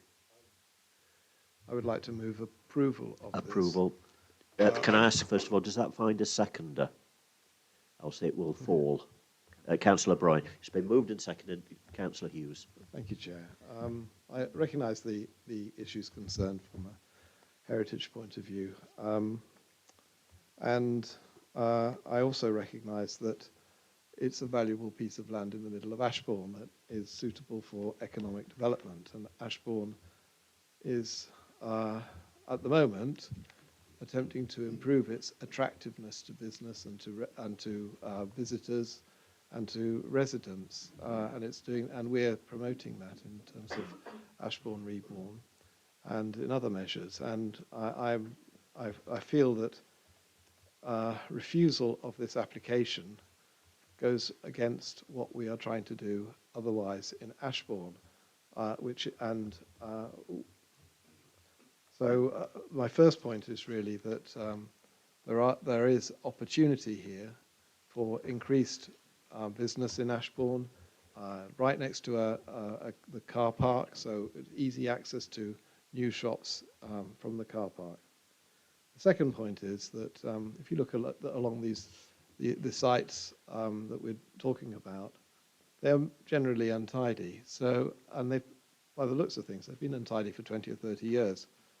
And that suggests that there's no opportunity, no proposals have come forward that make use of the whole site or any of the individual sites. There is a poor quality 50s probably style building 2 doors up, or no, sorry, next door. But then there are some rather nicer buildings. There's a bike barn and a butcher further down, which are substantial structures and larger than the sorts of buildings that perhaps would ordinarily appear in these locations. They're certainly larger than workshops. But the bike barn particularly is on a route that leads through to St John's Street and increases the attractiveness of the walk through that street. And a cafe there would similarly increase the attractiveness of that. And I see this as an opportunity to increase the attractiveness of what is rather a sad part of Ashbourne, and would actually the listed building would therefore benefit from having buildings behind it. And as you can see, it's a stepped building. It's not it's intended to look as if it's been built in a succession of small additions, and that's the sort of thing I would have expected would happen over a period of time, over a period of a couple of 100 years in an area like this. And it's perhaps we're being oversensitive to the historic character of the site by suggesting it should be refused. And so I have 3 real reasons. The first is economic development. The second is it tidies up a rather untidy part of Ashbourne and makes it more attractive to visitors and to residents. And thirdly, there is a precedent already in terms of the work that's been done in the buildings that have been built further up. And these buildings look, and it's difficult to tell from the drawings, but they look like the bike barn further up. And it seems to me that they are therefore in a reasonable scale for the size of the site. So I would like to move, therefore, approval of this application with the normal conditions. So I would expect the officers to a condition that they see the materials that are going to be used and approve the materials that are going to be used, the window details, perhaps some of the other details, for example, what are they called, the drains and the roof details and around the roof details, launders is it? The local term, and also the drainage from the site. So I would expect the officers to be able to provide those conditions in addition when writing the statement. Thank you. Councillor O'Brien, as seconder, would you like to speak at this point? Yes, thank you, Chair. I understand the reasons that officers have arrived at their recommendation. I think I'd simply say that when I assess the design of the proposed units here and the landscaping and layout of the site, I arrive at a different conclusion. I think this is quite typical of the style of development of this form of burgage plot. It's a linear development along one side of the burgage plot, leaving the entire opposite side open. And I think if you look at burgage plots as they would have been developed in Ashbourne and certainly in other parts of the country, this is quite a typical form of development. So I'm happy to support that. One comment I would make is the small parking area and the introduction of some landscaping. I have to say that that type of I don't support that type of landscaping. That diminutive, tiny, triangular areas of green don't last. That is not landscaping. That is a bit of filling in with green on a bit of incidental space left over after the car parking. So I'd prefer to see a hard treatment of that area, hard paving treatment, rather than the introduction of something which is I don't think appropriate in a burgage plot. But happy to second approval, Chair. Thank you. Councillor Rob Archer and then Councillor Dermot Murphy. Thanks, Chair. I'm going to support Officer recommendation here, actually, bizarrely for sort of similar reasons that the other two members have gone against. I explain why. In principle, I agree. It's good to bring more commercial buildings and potential jobs and business into the town centre. However, the thing that concerned me is that it mentioned there'd been no sort of pre-application discussions with our officers about this. Now, when we're dealing with a crucial part of Ashbourne's heritage, and we're thinking about Ashbourne Reborn, which is actually trying to tap into that heritage and develop the street scene in a way which is consistent and pulls everything together to make Ashbourne an attractive place to visit. I think for someone to just, I'm going to exaggerate a little, but just throw up a building without, in such a key area, in a burgage plot in the middle of town, without sort of discussing that pre-application discussions with our officers, should be discouraged. So I would have liked to potentially have refused this application and gone along with the officer's recommendation, and hope that would have prompted the developer to come back with something where they would work more with our officers and with our heritage officers to make sure that we were very happy with what was built there and it did enhance the area. Because quite frankly, some of the other developments in that area should never have been allowed. And we want to make sure that we have as tight a control as possible on anything that is put there. And the best way to make sure we've got that control is to refuse this application, to prompt one where they work more closely with our officers to get something we're all happy with. Going to ask Mr Whitmore to respond, please. Yeah, just to provide some clarity, I fully accept what Councillor Archer has said there, but the applicant, just to be clear, the applicant did engage in pre-application discussions with us. I think as officers we expressed reservations and concerns about the development, but I think it's unfair, to sort of suggest they haven't engaged, because that's not the case. I must have misheard that. Even so, I think that from what you've said, there's more we could do to make this site a better, more sensitive to our heritage and the position it's in. Councillor Murphy. Thank you, Chair. I fully back what Councillor Archer has said. I think there's possibly a better development that could be had on this site. I've spoken to some of the locals and they're not very happy about it. They're concerned about that it is a conservation heritage area and whatever, and they don't think this would be in keeping with the area. One, Ashbourne isn't short of commercial property already that's empty, that could be utilised by anybody who wants to set a business up in the town. And I just feel that we need to do better on this site. I don't particularly like the design that's been offered. It's not my ward, but I've had quite a few people said to me it's not a development they think would be suited to that area. So I'm going to go with officer's recommendation. Peter O'Brien. Oh, sorry, Peter. Yeah. Thank you, Chair. Very briefly, I agree with reasons to go with officer recommendations, although I totally concur with the comments about something needs to be done. I just don't think this is it.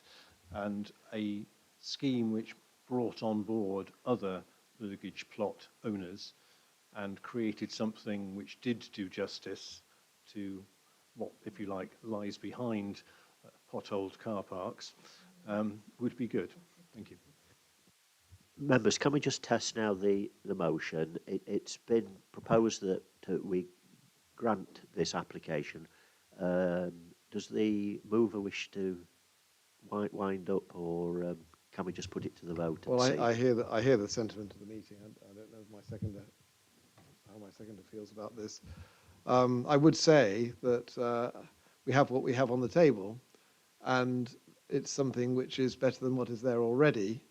And if we don't grasp this opportunity, then we might have a big puddle in the middle of Ashbourne for another 5 years. And the idea of getting all the Burbage owners together and doing some grand scheme, I think at this stage would fall flat. So my view is that what we have is acceptable and will improve the middle of Ashbourne. But if my fellow councillors don't agree with me, then it'll be found out in the vote. Thank you.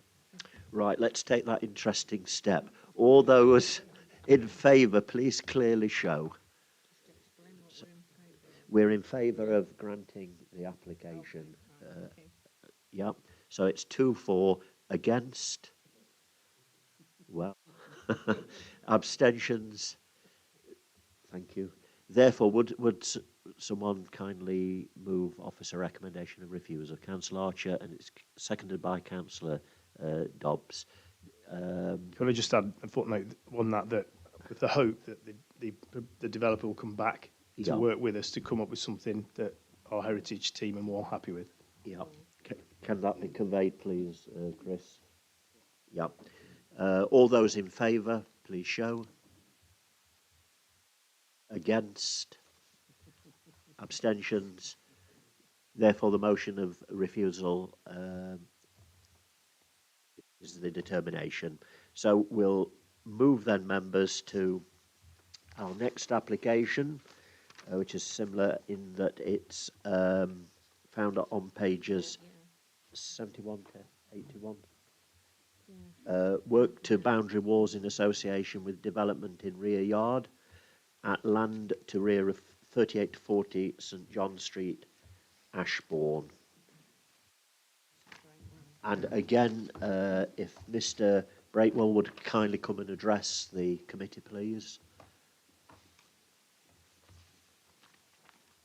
Thank you, Chair. Can I just clarify that the presentation that I gave to the last application was intended to cover both applications? Right, thank you. That's very kind, thank you. So if we turn then to page 71 and the information on page 73, again, obviously, Joe Baldwin no longer works for us, and I forgot who was taking us through. Is it you, Sarah? Chris? So this, sorry. yeah, this is the associated list of building consents application for members that have benefited from visiting the site yesterday. You will have noted the presence of some walls on site, which are deemed to be curtilage listed structures. This application concerns works to those walls, and you'll noted the extent of repair and rebuilding of those walls. This application concerns that part of the development. Happy to take questions. Questions, members? If there are no questions, then can I ask, is anyone prepared to move officer recommendation? Councillor Dobbs. Is that seconded by you, Councillor Whitehead? Thank you. All those in favour then, please, unless anyone wishes to speak, please then show. It's being moved for refusal. Against? 2 against. Any abstentions? There's 1 abstention. Therefore, the motion for refusal and recommendation is carried.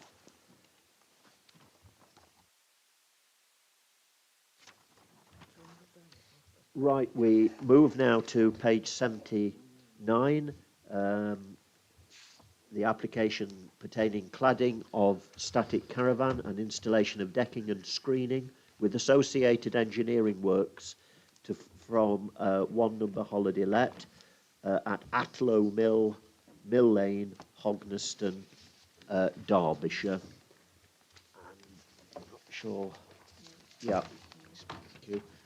On the list, we invite, please forgive me, is it Mrs. Monteith, who's representing Atlow Parish Council, to speak in favour of the application. Mrs. Monteith.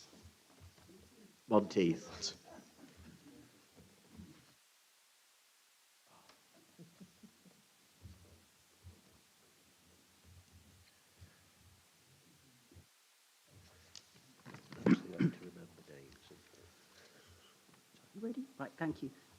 Since I was appointed chairman of Atlow Parish, I've had the pleasure of working with and learning from number of planning officers. I've seen how hard they work and how diligently they try to achieve the best balance between the huge number of often conflicting plans and legislation to juggle to get the best outcome for the Derbyshire Dales that we all live in and love. However, on this occasion, I truly feel that they've got the balance wrong by recommending that you refuse the application.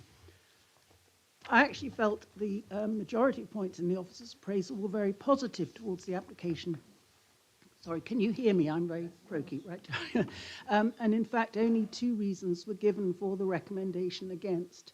The officer's first reason was that the site is, and I quote, an unsustainable location, and that's defined in his paragraph 2.8 as not within or in close proximity to an existing settlement.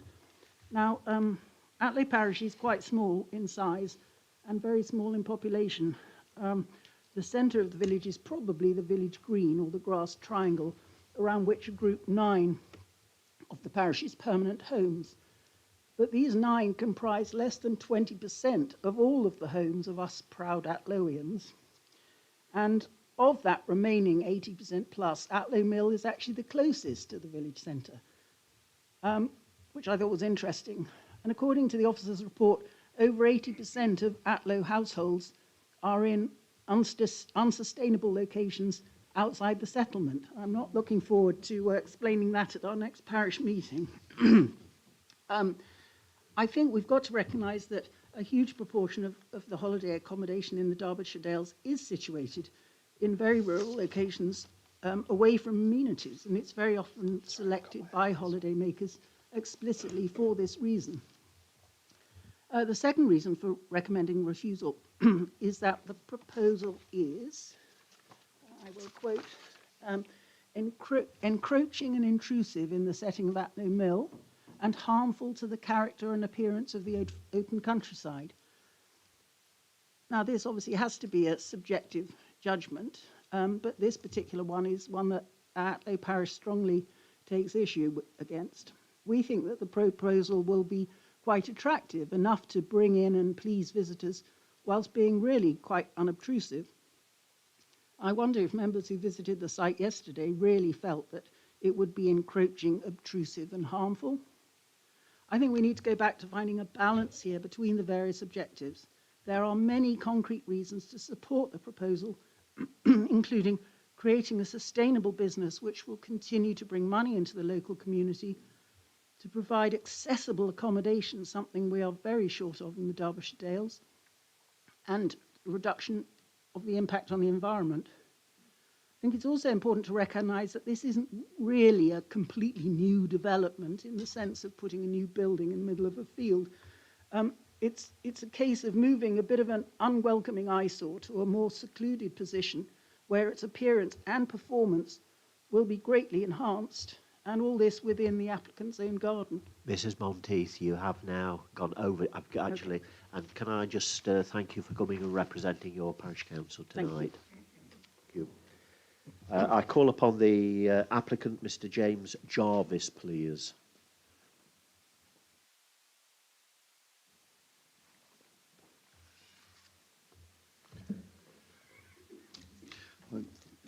For those we didn't meet yesterday, I'm James, and that's Chloe, and we're the current owners of Atlow Mill. Firstly, I'd like to say I've apologised to the planning officers, but I'd also like to apologise now to the committee for causing this amount of work through mistakenly thinking we didn't need planning permission to upcycle the Caravan. It was on site for over 20 years, so we didn't think there would be an issue with improving its appearance and moving it to a more discreet location. But we assure you it's not a mistake we will make again. We stopped work immediately following the visit from planning officers and began the process that has brought us before you today. To give you a little background, we fell in love with Atlow Mill at the beginning of 2019. Chloe and I both had successful careers in the corporate world. We're looking for a change of lifestyle. In July 2019, we moved all the way from Brassington and put absolutely everything we have into buying Atlow Mill. My redundancy, our savings, my pension, plus business loans, everything. It's not been easy. 4.5 years later, we have just passed 500 reviews for our existing holiday homes, every single one of which is 5-star. We have a very high number of repeat visitors, and we have also just been named one of the top 10 rural retreats in the UK by Countryside and Lifestyle magazine. We are members of Visit Peak District, and our business model works on a 3-night minimum stay, so we are completely in line with the local tourism plan in encouraging overnight guests to the area. We are also very strong advocates for shopping locally. We spend a considerable amount of money with local businesses and of course contribute to the public purse through council tax and business rates on each of our individual buildings. The main point we want to make here is that we are not rich absentee landlords, but rather local people who have invested heavily in bringing this beautiful site back to life. This is our home and our life, not just our job. That brings us to the Caravan. We had 3 main reasons for wanting to redevelop it. Firstly, aesthetics. As we've seen and heard, it genuinely was an eyesore that was harmful to the setting. That said, it's completely watertight and it sits on a solid frame, so we prefer to upcycle it into something useful rather than see it go to landfill. Secondly, demand. Our existing properties are for larger groups, 8 to 10 people, usually multi-generational families. But when I talk to them, I'm repeatedly asked if we have any smaller accommodation for couples. So we do have an existing strong and unmet demand for a 1-bedroom property on our site. Thirdly, business growth. As you can imagine, Atlow Mill's a very expensive site to maintain and operate. It's critical that we're able to grow our business to ensure it remains profitable into the future. This is not about expansion for expansion's sake. We are very mindful of not overdeveloping the site and spoiling the very thing that makes it special, but more a necessary extension to ensure our business remains viable. Against this backdrop, we wanted to develop the Caravan into something that would fit in with the other agricultural-style buildings on the site and the surrounding area. Our plans, should they be approved, are to make it thermally efficient. We lived in it, it's freezing. We wanted to improve the insulation from this to this, upgrade the windows and doors and add timber cladding. We wanted to add a deck to give a single level access, insulation from wind underneath, and provide a level seating area for guests to enjoy. Finally, we've already started to add native planting and plan further hedging and agricultural style screening to help the Caravan sit sympathetically in the landscape. As we've heard in the planning officer's report, the reasons given for recommendation of refusal are that the development is in an unsustainable location and harmful to the setting. We absolutely agree that it used to be harmful to the setting in its previous form, but believe the changes we have planned would remedy that.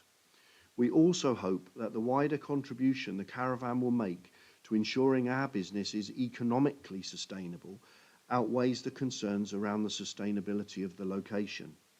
In conclusion, the Caravan doesn't look anything now, but if you grant us permission, we will apply the same attention to detail as we have on the other buildings, and the Caravan will not only become an important part of our business, but a net contributor to the local economy and an asset to our community. Thank you for your time and consideration. Thank you, Mr. Jarvis. Right, I'll invite the case officer, please. Thank you, Chair. Members had the benefit of visiting the site yesterday to look at this development in its context and in situ. I think it's important at this point just to point out that we are dealing with use of land and also building operations. So a caravan in itself isn't a building operation. When we look at caravans, we look at the use of the land. And we accept that there has been a caravan on this site for some time, and the applicant explained yesterday that whilst they were renovating the main property and some of the commercial or holiday lets on the site, they've been living in the caravan, which is a permitted form of development.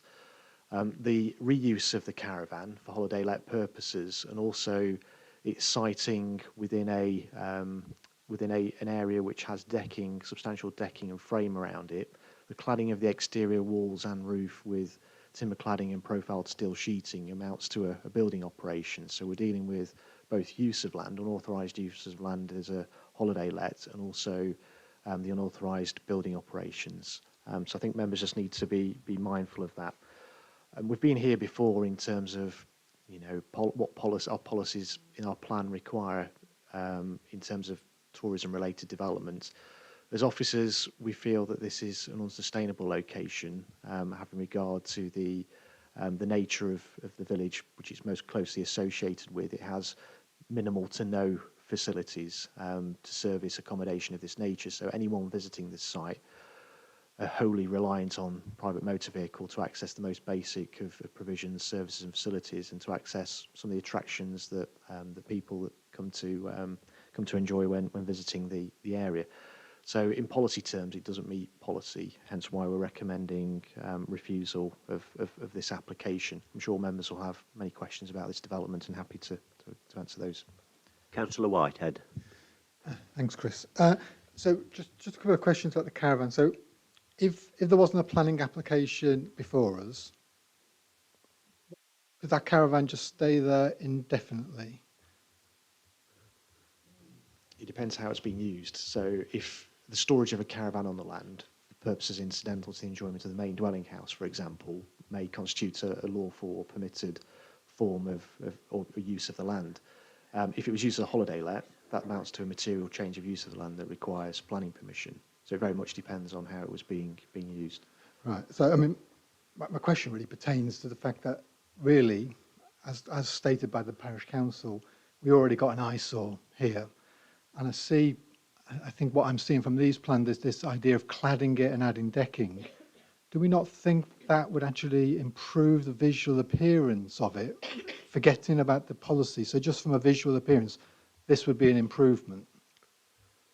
It's very much a matter of judgment for the decision maker. The context here is Atlow Mill was a residential institution up until being converted to holiday accommodation, and it's partly a dwelling house. There's a rather attractive former agricultural building that's been converted to holiday lets, and a more modern building that's been converted to a holiday let that formed part of the institution that was on that site.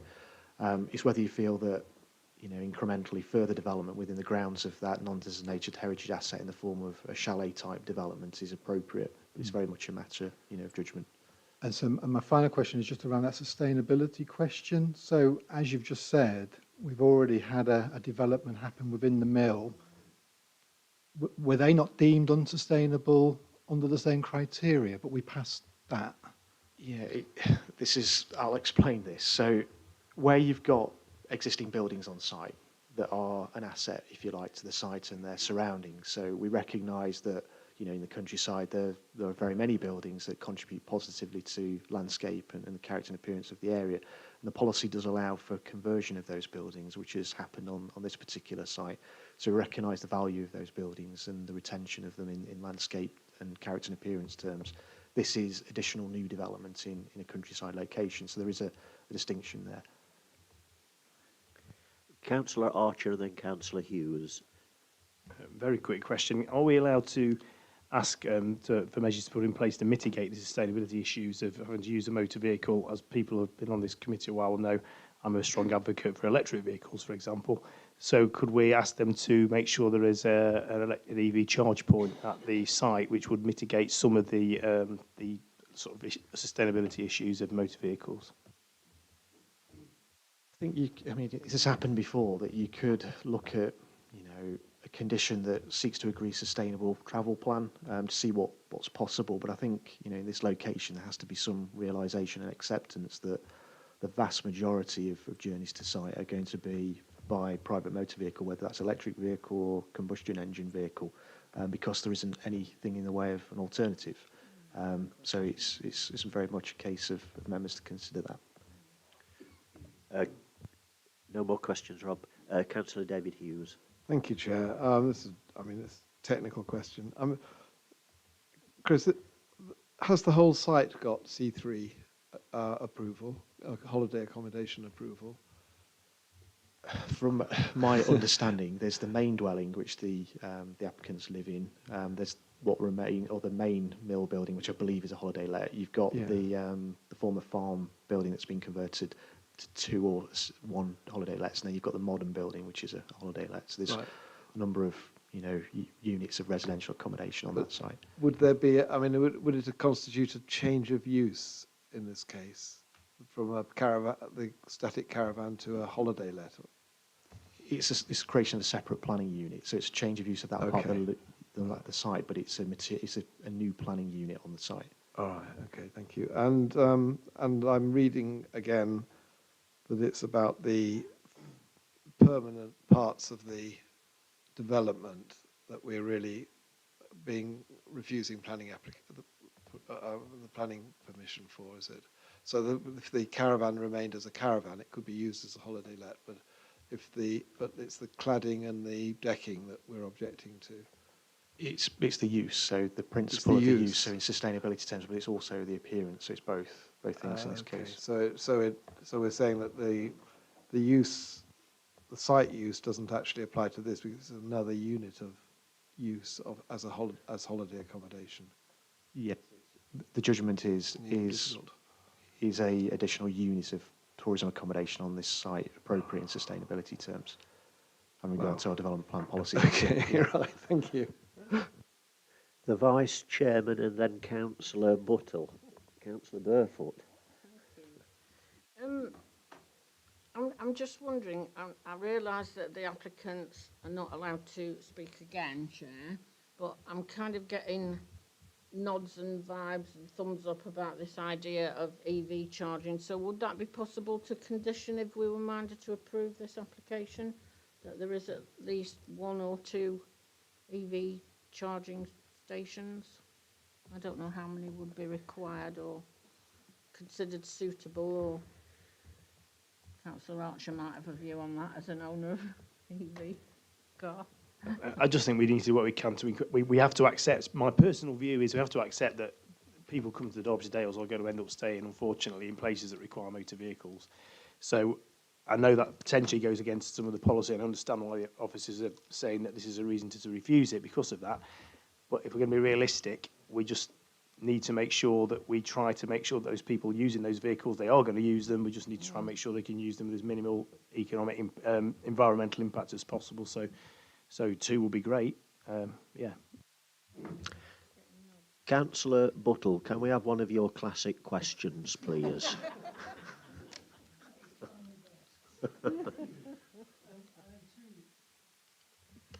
I had two approaches on this one. The first one was, did we send them a letter to say, could you stop, please? Or did we send round an enforcement officer? Or how did we approach this? We received reports of unauthorised works taking place on site, which has resulted in the authority serving an enforcement notice. So this is in response to the notice that's been served. Would you think that if they decided to continue and then we'd attempted to tell them to stop, we would have passed, it would have passed an inspector's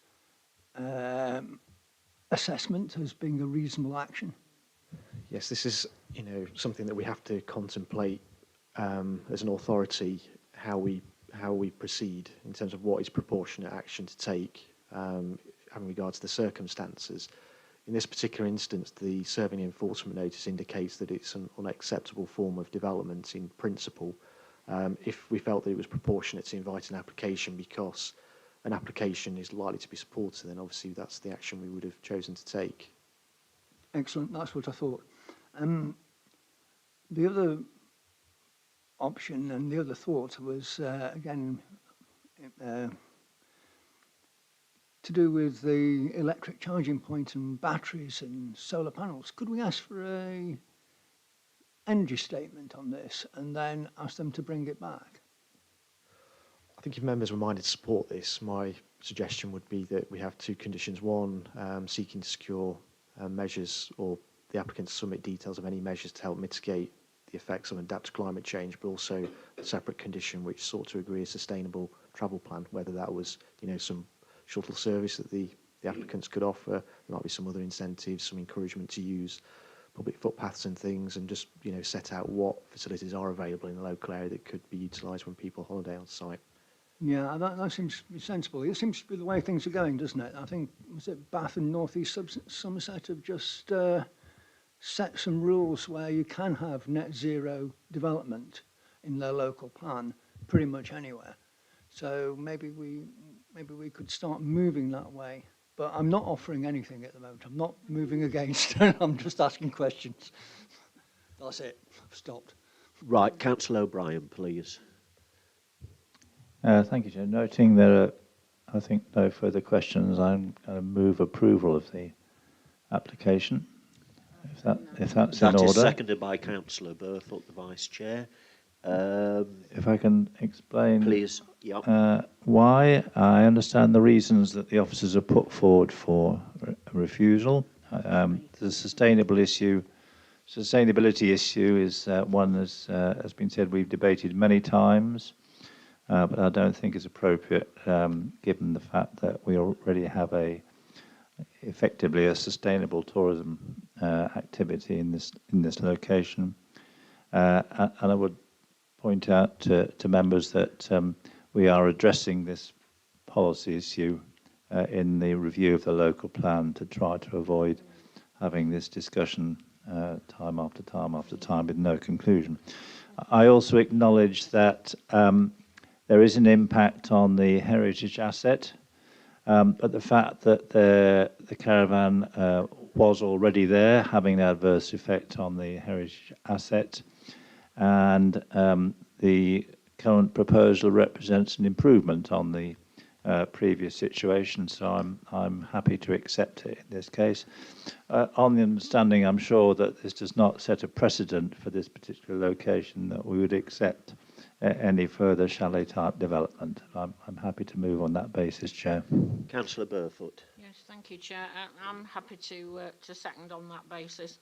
I think we do have to remember that our planning officers have to make their recommendation based on current policy, and sometimes that policy doesn't make common sense, to be honest.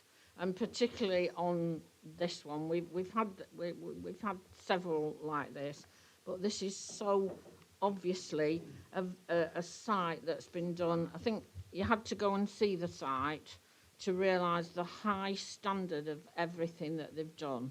It's to an exceptionally high standard. I, for one, would love to go and stay there. I think also we need to take into account that the chair of the parish council has seen fit to come along and put forward the views of the parish council, which seem to be unanimous, and I'm assuming that represents the many people of Atlow. I may be wrong, but I would imagine that's so. You know, sometimes I think let's get a bit real on some of these things. I'm all for sustainable travel, but the people who are staying there already, you're saying it's for 9 people. How many cars? I don't know. Are they all going to mums and dads and aunties and uncles and grandmas and granddads and children all going to be getting on the bus with their many suitcases and their whatever they need to take with them? That's not real, is it? So, you know, I'm very happy to second this. I wish them well, and I do hope that the rest of us go along with what Councillor O'Brien and myself think.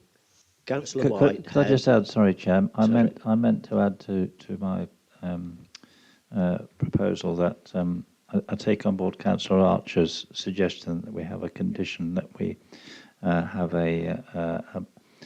some means of mitigating the impact of climate change through the provision of 2 or more electric vehicle charging points.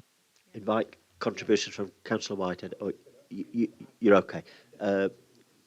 Councillor Murphy. Thank you, Chair.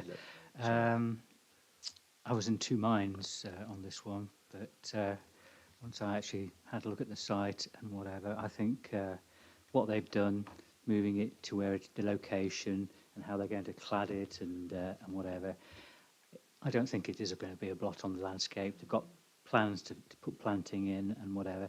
My only request is to everybody out there, I'm not a big fan of retrospective planning applications. I understand there was a mistake made here, but we've had a few recently, haven't we? But I'm very happy to support this application. Thank you. Councillor Maelstrom. Thank you. Yes, I would also like to support this application, but just in terms of the conditioning, I was particularly pleased to see that this unit is wheelchair accessible, and I think we should make sure that that is written in by way of condition, because that for me sort of really tips the planning balance in favour of allowing this, because you know we really do need holiday units within the Peak and the Dales that are not taking up what would otherwise be a family home, and also wheelchair accessible, which is relatively unusual. So I'd like to see that protected. And also, I think we should have conditions, and no doubt the officers will, deal with all the detailing, etc. But I'd just like to draw attention to the Wildlife Trust request for a lighting condition, in particular, with attention to potential light pollution over the brook, as well as the drainage and climate change, heat pump, rainwater harvesting, etc. that's already referred to in the officer's report. Neil, I apologise. I think you'd indicated earlier you wanted to speak. Everything I needed to or wanted to say has been dealt with. Thank you. Right. Councillor Murphy. I went down and had a look at the entrance to this. It's like a Willoughby static caravan, and looks like there's the formwork there for a porch and whatever. I'm not sure it lends itself to how it's located currently to wheelchair access. I think because it's it's a fixed structure, because it's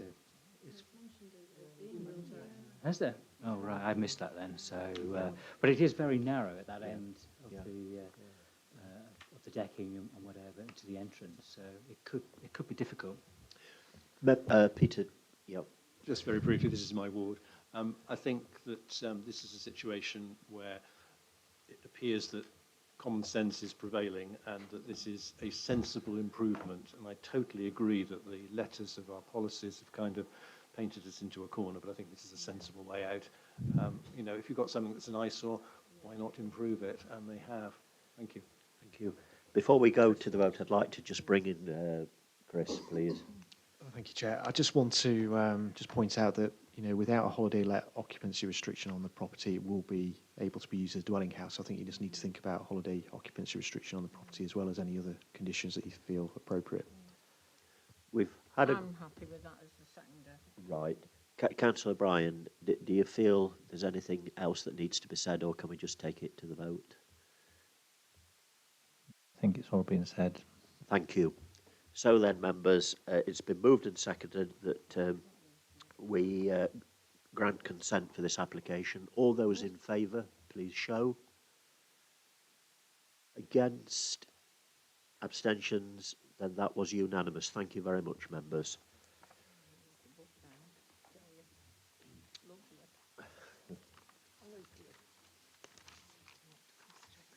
So, time now. Yeah.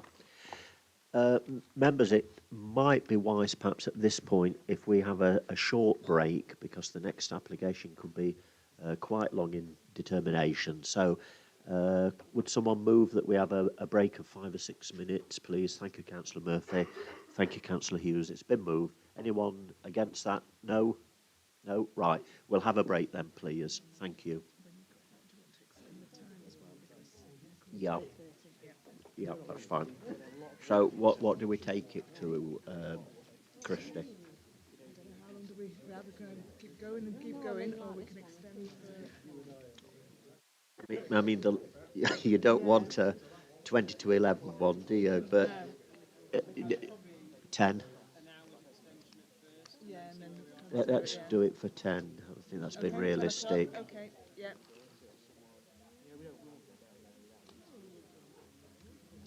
Get a drink now. Well, thank you very much.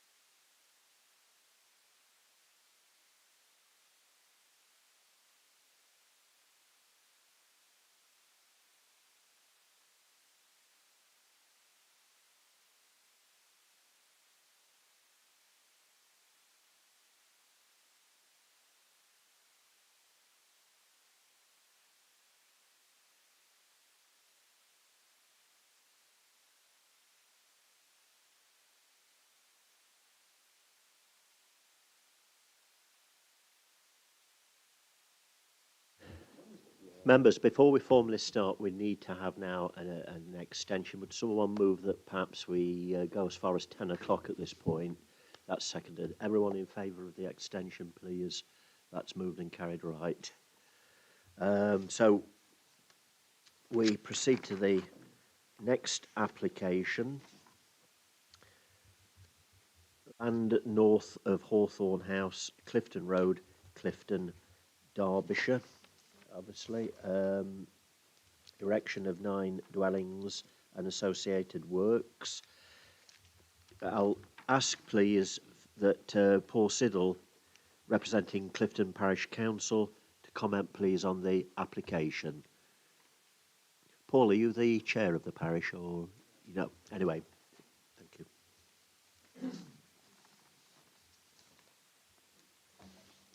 Thank you, Chair. Earlier this year, the District Council said on its website, "We believe that communities themselves should be at the centre of the plan-making process, and where our local plan involves change, we want our communities to shape that change and to own that change." Representing Clifton Parish Council, we hope that the Planning Committee is well aware that Clifton was very much involved with the 2017 local plan. A plan which is supposed to inform decision-making and ensure that the housing needs in the district are met. We did this in the hope that Clifton's character as a small but friendly village would remain intact. Residents in Clifton have made their homes here in the belief that the local plan gave them some protection, that their privacy and amenity would be retained. They believed that when they bought their houses that the agreed settlement boundary was just that, a boundary. If this committee permits this development outside the boundary, it will be a betrayal of people's trust in both the District Council and the local plan process. And the future of Clifton's village will be very much in your hands. If you choose to approve this application, you open the floodgates to the developers, and Clifton as a village, as we know it, will be lost and will soon merge into Ashbourne. There's a property, as I'm sure you saw in the visit, a field next to this application. That will be made into a development as soon as if you were to allow this one to be developed, I'm sure. I sincerely hope that the district's vision is not to oversee the loss of the many small villages that give the Dales its variety and character. Another of the aims of the local plan is to address housing needs, yet the applicant is using the council's apparent inability to demonstrate a 5-year housing supply as a backdoor way to gain approval for the application. Ashbourne has numerous housing estates being developed as we speak, and the Ashbourne Airfield project has permission for hundreds of houses to be developed, and I think a number of 1,100 has been talked about by 2030. So is there really any need to rubber stamp the end of small villages in the district when there is so much housing being developed in the larger towns nearby? If this council truly wants communities to be involved in shaping the district's local plan, it needs to stand behind the local plan it's got, and this application must be refused.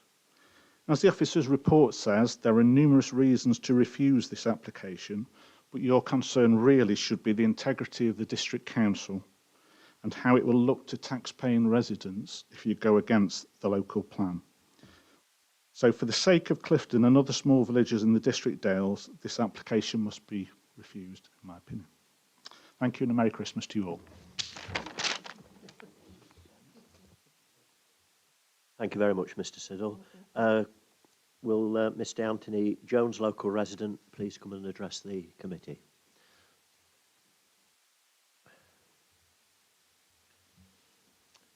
I am a resident of Dolter Lane, Clifton, and objecting to this planning application based on the very hazardous nature of the A515.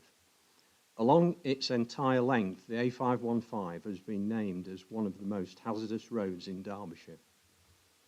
Police traffic data for the stretch of highway in question recorded 8 vehicle collisions, including 1 fatality, over a recent 10-year time frame. Traffic approaching from the north to this site frequently encounters stationary vehicles attempting to turn to the right. On a 50-mile-an-hour limited road, it is an ideal scenario for tail-end collisions. Several such accidents have occurred in recent years, but those resulting in no injuries are not recorded, so the actual collision rate is much higher than that stated in public records. Exiting out of Doles Lane onto this fast, busy road is challenging and requires a 90-degree manoeuvre, which is impossible to do at speed. Visibility to the south is limited by the lower ground level, often made worse in summer when the grass verges haven't been cut. At the proposed location, there are a total of 5 vehicle access points. The development would add a 6th, more substantial access point, thereby further increasing the risk of collision. The situation is no better for pedestrians, with a single, unlit, narrow and poorly maintained footpath straddling this fast, busy highway, making the walk along it an unpleasant experience at the best and a dangerous one at the worst. Many of the 78 letters of objection to this application are from Clifton residents, and the majority testify to the dangerous nature of the highway at this point. It is therefore disappointing that the Highways Department have not responded with a more thorough explanation to their decision. One questions whether a site visit or a traffic census has been undertaken.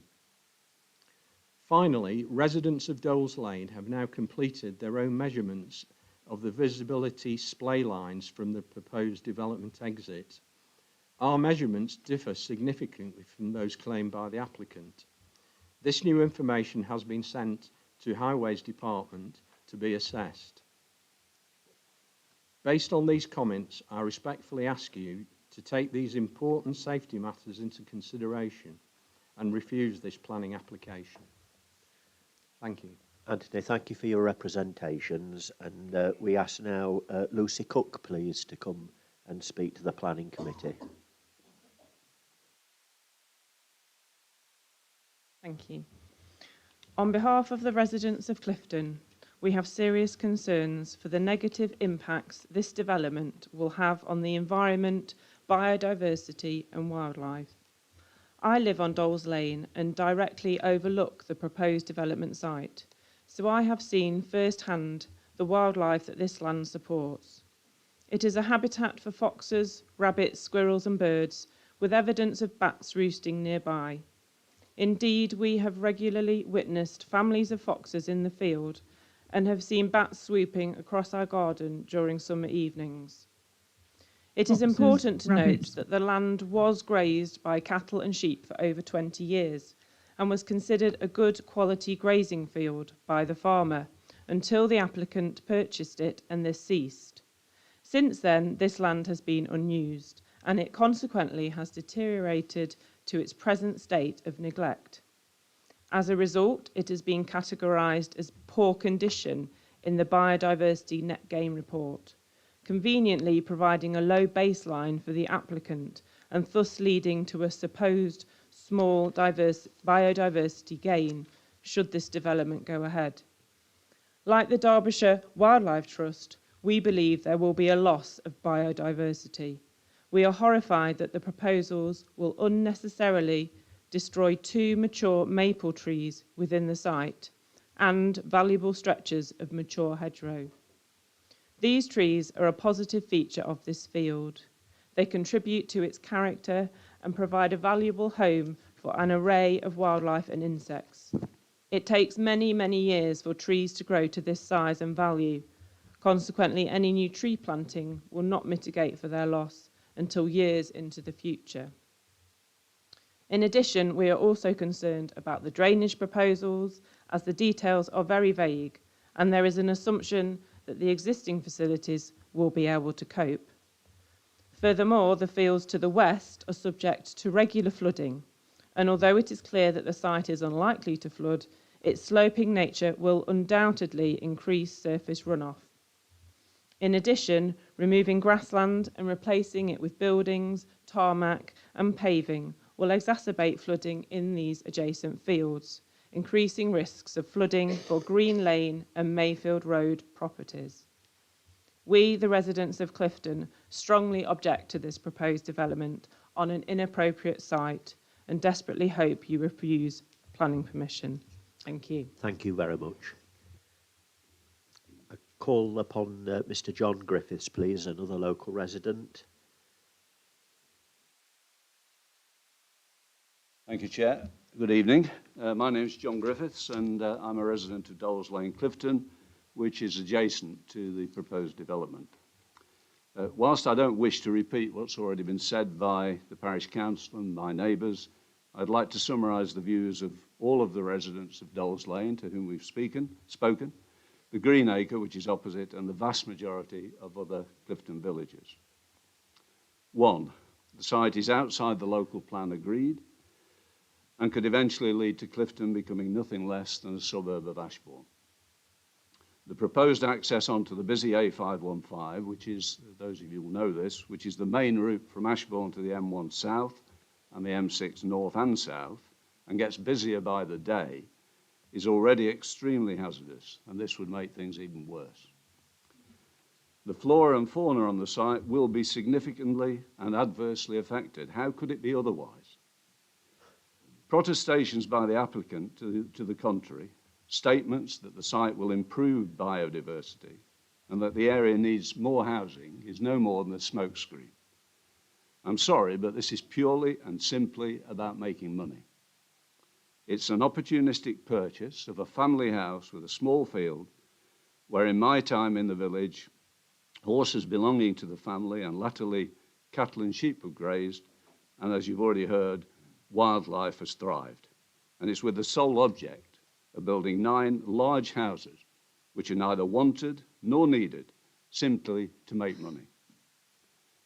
The district as a whole may be falling short of its housing targets, but as you well know, the Ashbourne area, and you've heard plenty of this tonight, is certainly not. And as a result, the local infrastructure is creaking at the seams already. Local schools, hospitals, etc.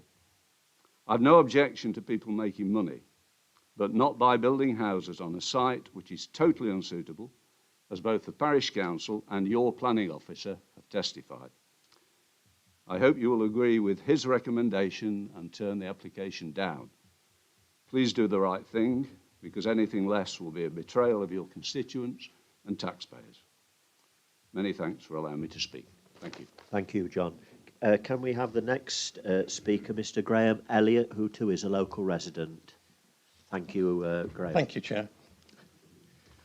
I've been asked to represent a number of residents of Clifton Village who wish to object to this application on the grounds that it fails to satisfy both this council's planning policies and also national planning guidelines in so many respects. The site lies outside of Clifton Village settlement boundary and would have no direct connection with the village. It would be a satellite bolted onto the edge of the village and nothing else. It fails to make any provision for any long-term local housing needs, contrary to policy HC11. It doesn't contain any mix of houses. They're all 4-bed executive houses, commuter belt. The development proposes only 2 house types, which would represent an urban intrusion into a rural setting. The proposed scheme has been designed to avoid the provision of social housing and fails to provide any planning benefits, whilst adding to the pressures on local services, including GP and health services and other infrastructure, again contrary to policy S10. The applicants have not provided any information relating to drainage, foul or surface, stating that consultation with Severn Trent will take place after planning consent has been granted. No consideration has been given to the capacity of foul and storm drains locally. Any Clifton resident knows of the problems that occur at the pumping stations at Mayfield Road and opposite Waterside Park, which are regularly overwhelmed at times of heavy rainfall. Also, no details have been provided on how the new pumping station on the development will be maintained, nor the existing hedgerows or the buffer planting. The latter could lead to hedgerows and buffer planting becoming overgrown and unsightly, or buffer areas being incorporated into residents' gardens. The Desktop Highways report fails to address the very high traffic volumes at all times of the day and the impact of queuing traffic both at peak traffic times and especially at weekends and bank holidays. Again, this is a road that suffers heavy traffic, not just at normal commuter times, it's there at all times of the day. If the highways officer had made a site inspection, perhaps her views would have been different to those presented and wouldn't have been so decided on a 2-scale plan rather than a 3D observation. The application would have an adverse on the landscape character, create significant harm to highway safety and a risk of flooding as a result of the on-site hard landscaping and a risk to increase flooding locally. Chair, I would ask that the committee refuse this application being wholly inappropriate for this site. Thank you. Thank you, Graham. And if the applicant's agent, Mr. Breakwell, would please bring your comments to the committee.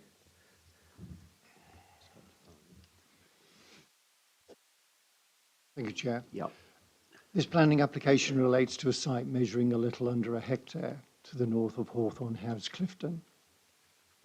It proposes the erection of 9 two-storey detached houses served from a new road access off Clifton Road. Local plan designates Clifton as a 3rd-tier settlement, which is one that has facilities and services that provide good opportunities for new housing outside the 1st and 2nd-tier settlements, albeit at a smaller scale. The location of the site and its close proximity to neighbouring Ashbourne adds further weight to the policy support to the proposal. The application site adjoins the Clifton settlement boundary, but it is outside that boundary. In most circumstances, this will be sufficient for the council to successfully resist the proposal. However, your officer's report acknowledges in section 7 that the principle of housing development on the site is acceptable, as it sets out in paragraph 7.2 how the council is failing to demonstrate a 5-year housing supply. These circumstances alter the balance of planning policy to favour, in principle, the development of this site for housing. Highway Authority initially raised highway safety concerns with the proposed development. However, we have provided further information with regard to vehicle tracking and introduced amendments to the layout of the site to accommodate appropriate visibility displays. The local highway authority has advised that having considered these revised conditions, along with accident data from the surrounding area, that they do not consider that a highway objection could be sustained. There is clearly some friction between the application and the council about the nature of housing proposed on the site. The application proposes 9 detached dwellings with design and materials that are considered to reflect the character of the Clifton settlement. The council considers that the number of houses proposed is deliberately low to avoid the provision of affordable housing. However, it is our view that the layout, design and materials are led by the character of development of its neighbours. The council's view on this matter is considered to be a little ironic, given that the council has now imposed a tree preservation order on trees within the site. The incorporation of these into any future development will inevitably reduce the capacity of the site to accommodate dwellings, so it will be likely to lower the number of houses on the site rather than increase the number, which seems to be the aim of the council. On other matters, the site is in flood zone 1, with limited chance of flooding.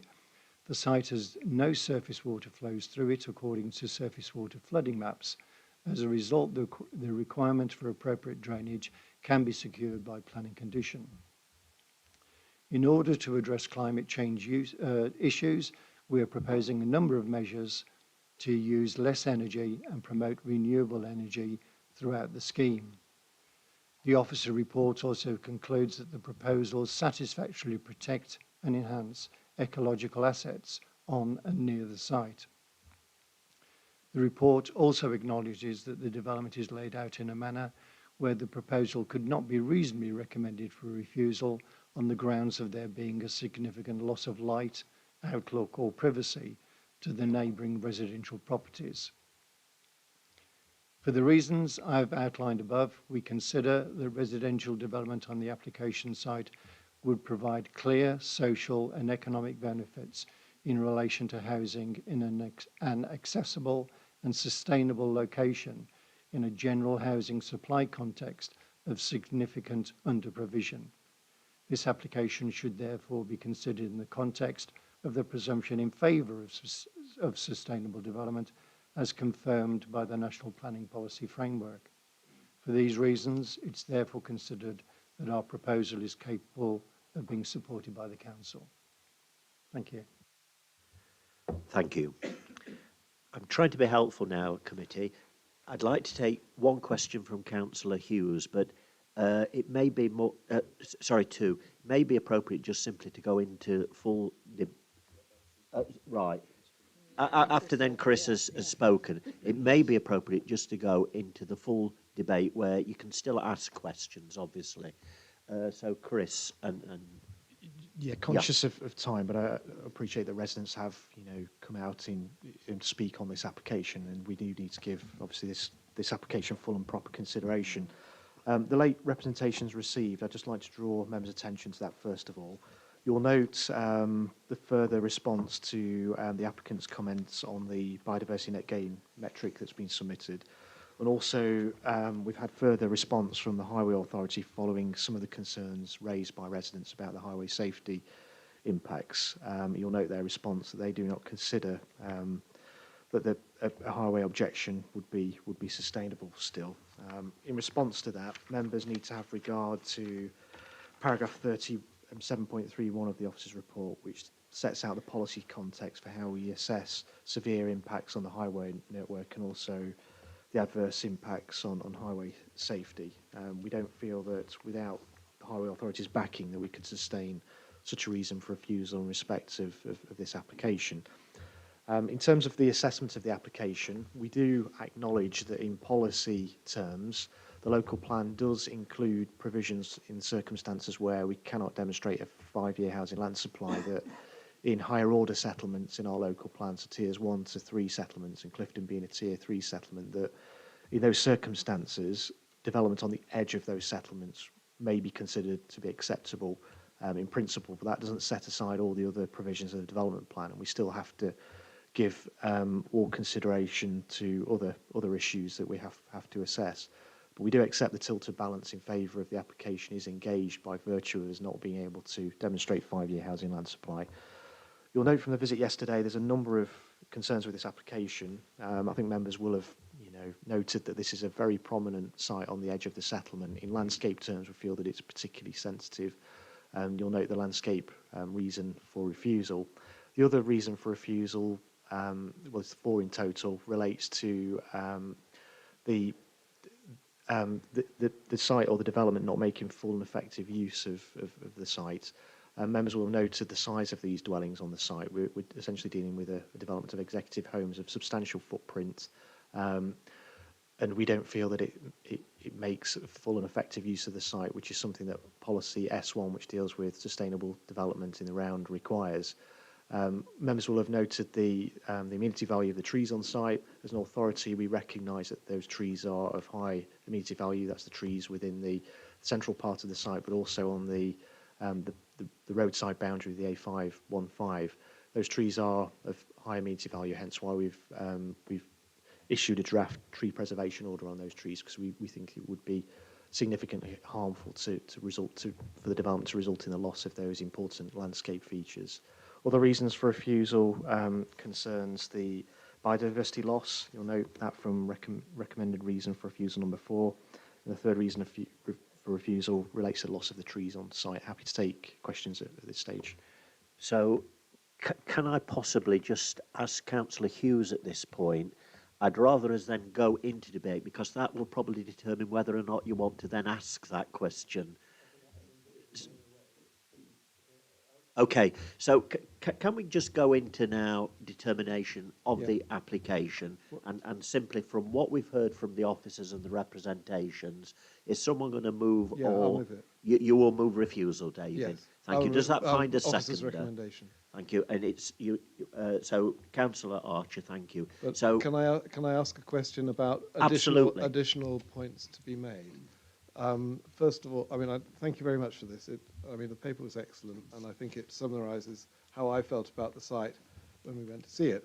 But I note the residents' concerns, and I think this is one of those situations where residents' local knowledge is absolutely essential, and particularly if the highways engineer did not visit the site, then I think you have to rely on, to a larger extent, on local knowledge and local experience.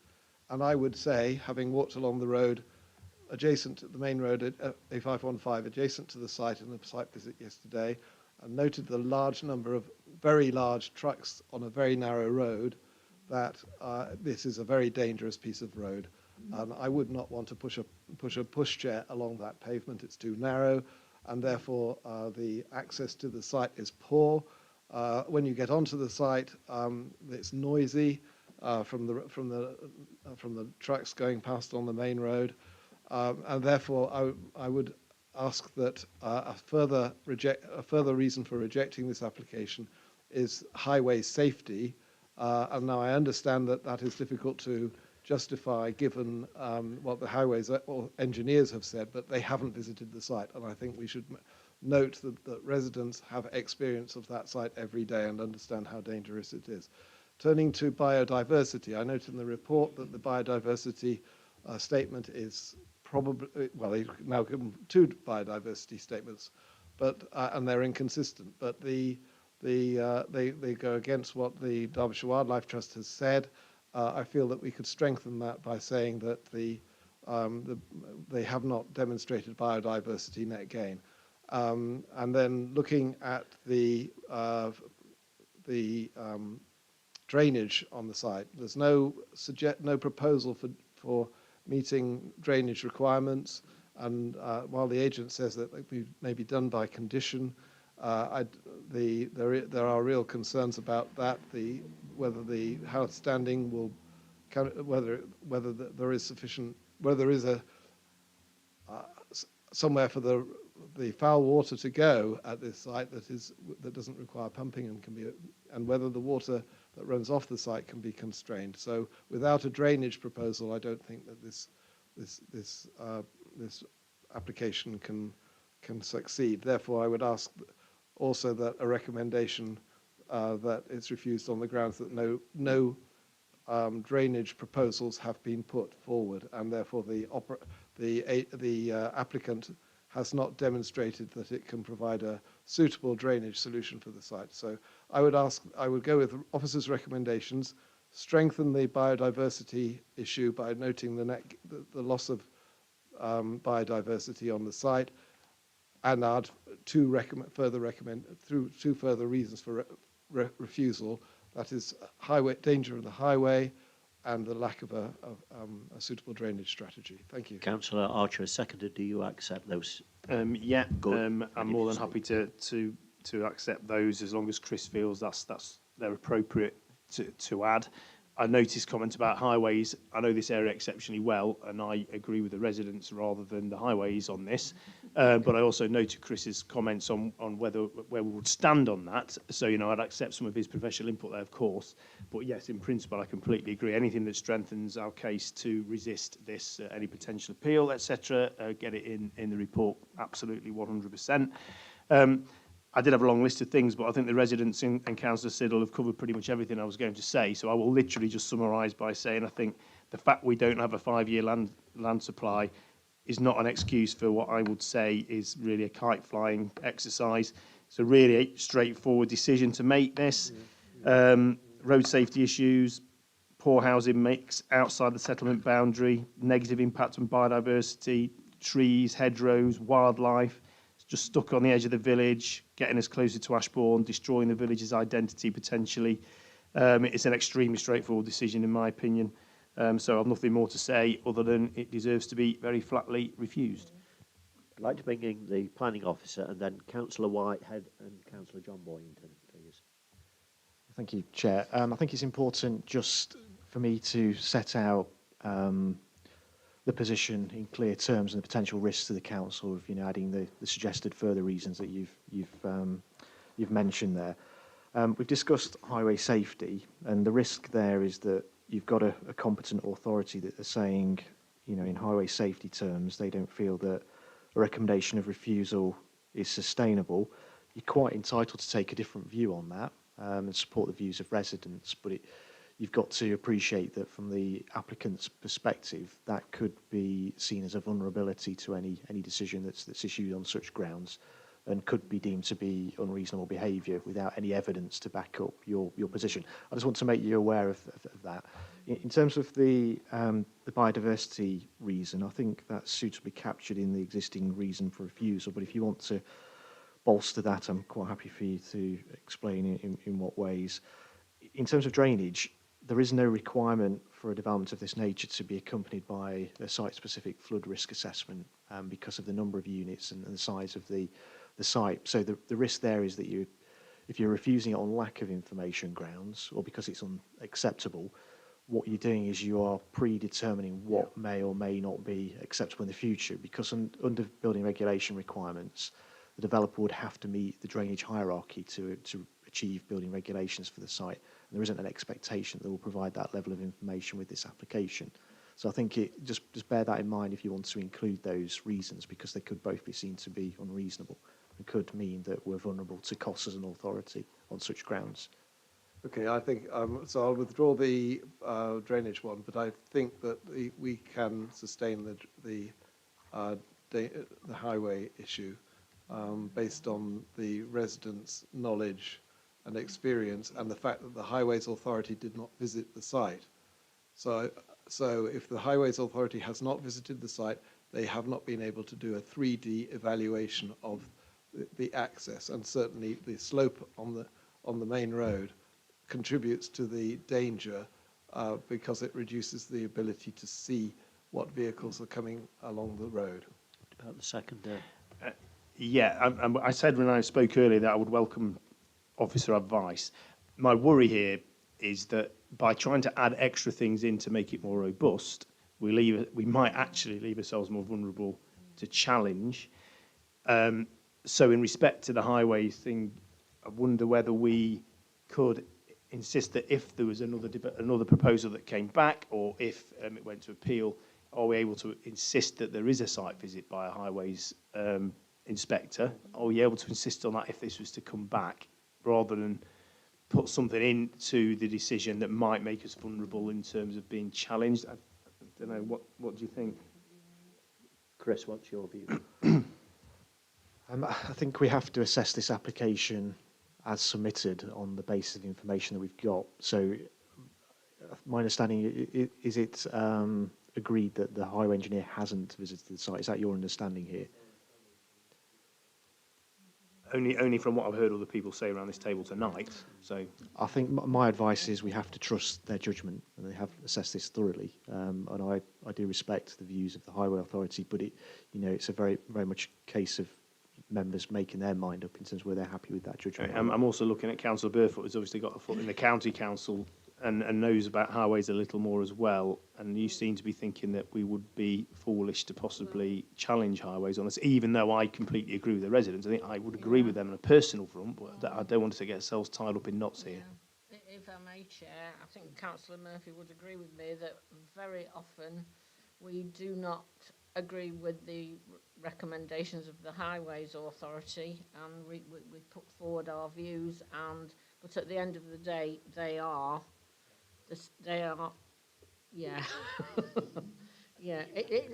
it's hard to challenge, and I think we would leave ourselves open to some kind of challenge.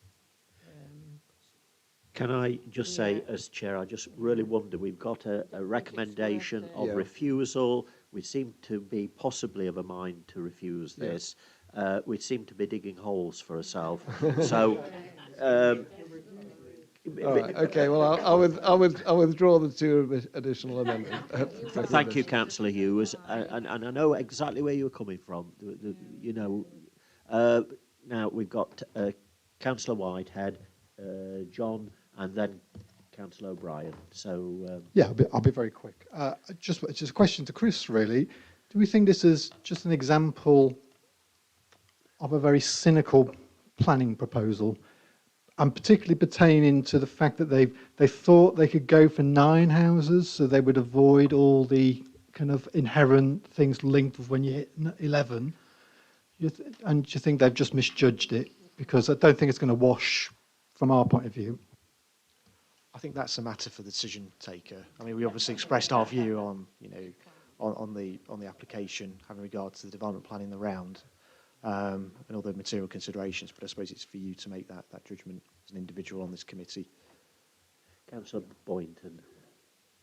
Chair, I too will be brief. I think the points have been covered, but I just want to point out that this is yet another application outside of a settlement boundary. They just keep coming forward, all these.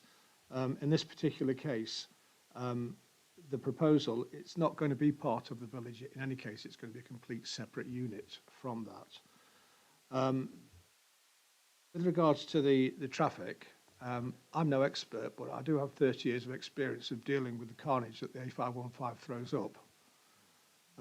It's currently a 50-mile-an-hour speed limit at that point. However, I think it would be wise if a traffic survey was done to establish the true speed of vehicles travelling along that stretch of road. And I note that the highways say that it couldn't be sustained, the objection. That's based on current data of accidents that occur at this moment in time. If this was given the go-ahead, it completely changes the layout of the road. The road is on an incline, which would necessitate a hill start coming out of there, which makes it slower and more difficult. And it's an anticipation, I know, but I think that the dangers would massively increase to people coming out of that entrance onto a road that should be 50, but in reality is probably more. Thank you, John. Peter. Yes, thank you, Chair. I want to briefly refer back to the comment made by Councillor Siddle on behalf of the Parish Council. As chair of the subcommittee which is taking forward the review of our local plan, it was me who made that comment regarding placing communities at the heart of the plan-making process, and that is something which, as a council, we stand by. And supporting what are purely speculative housing developments is certainly not the way we would expect to go about the review of the local plan or take forward the planning process. However, we do look forward over the coming months to working with Clifton Parish Council to see how we can support the village in remaining sustainable and thriving, and if appropriate, helping to meet any local affordable housing needs. Thank you, Chair. Thank you, Councillor O'Brien. I'd like now then to put this to the vote. It's been moved and seconded that we refuse the application for the reasons outlined in the officer's report. All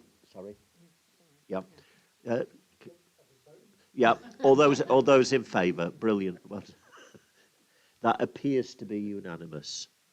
Yeah. Thank you, members. So we turn then to pages 1 to 7. Retention of a 5-metre amateur radio aerial mast holding a rotor aerial mounting pole for 33 Rockside View, Matlock. Good night. This application is designated for approval, and somewhere on my list, can I invite local resident Mr. Richard Longville to speak against the application, please?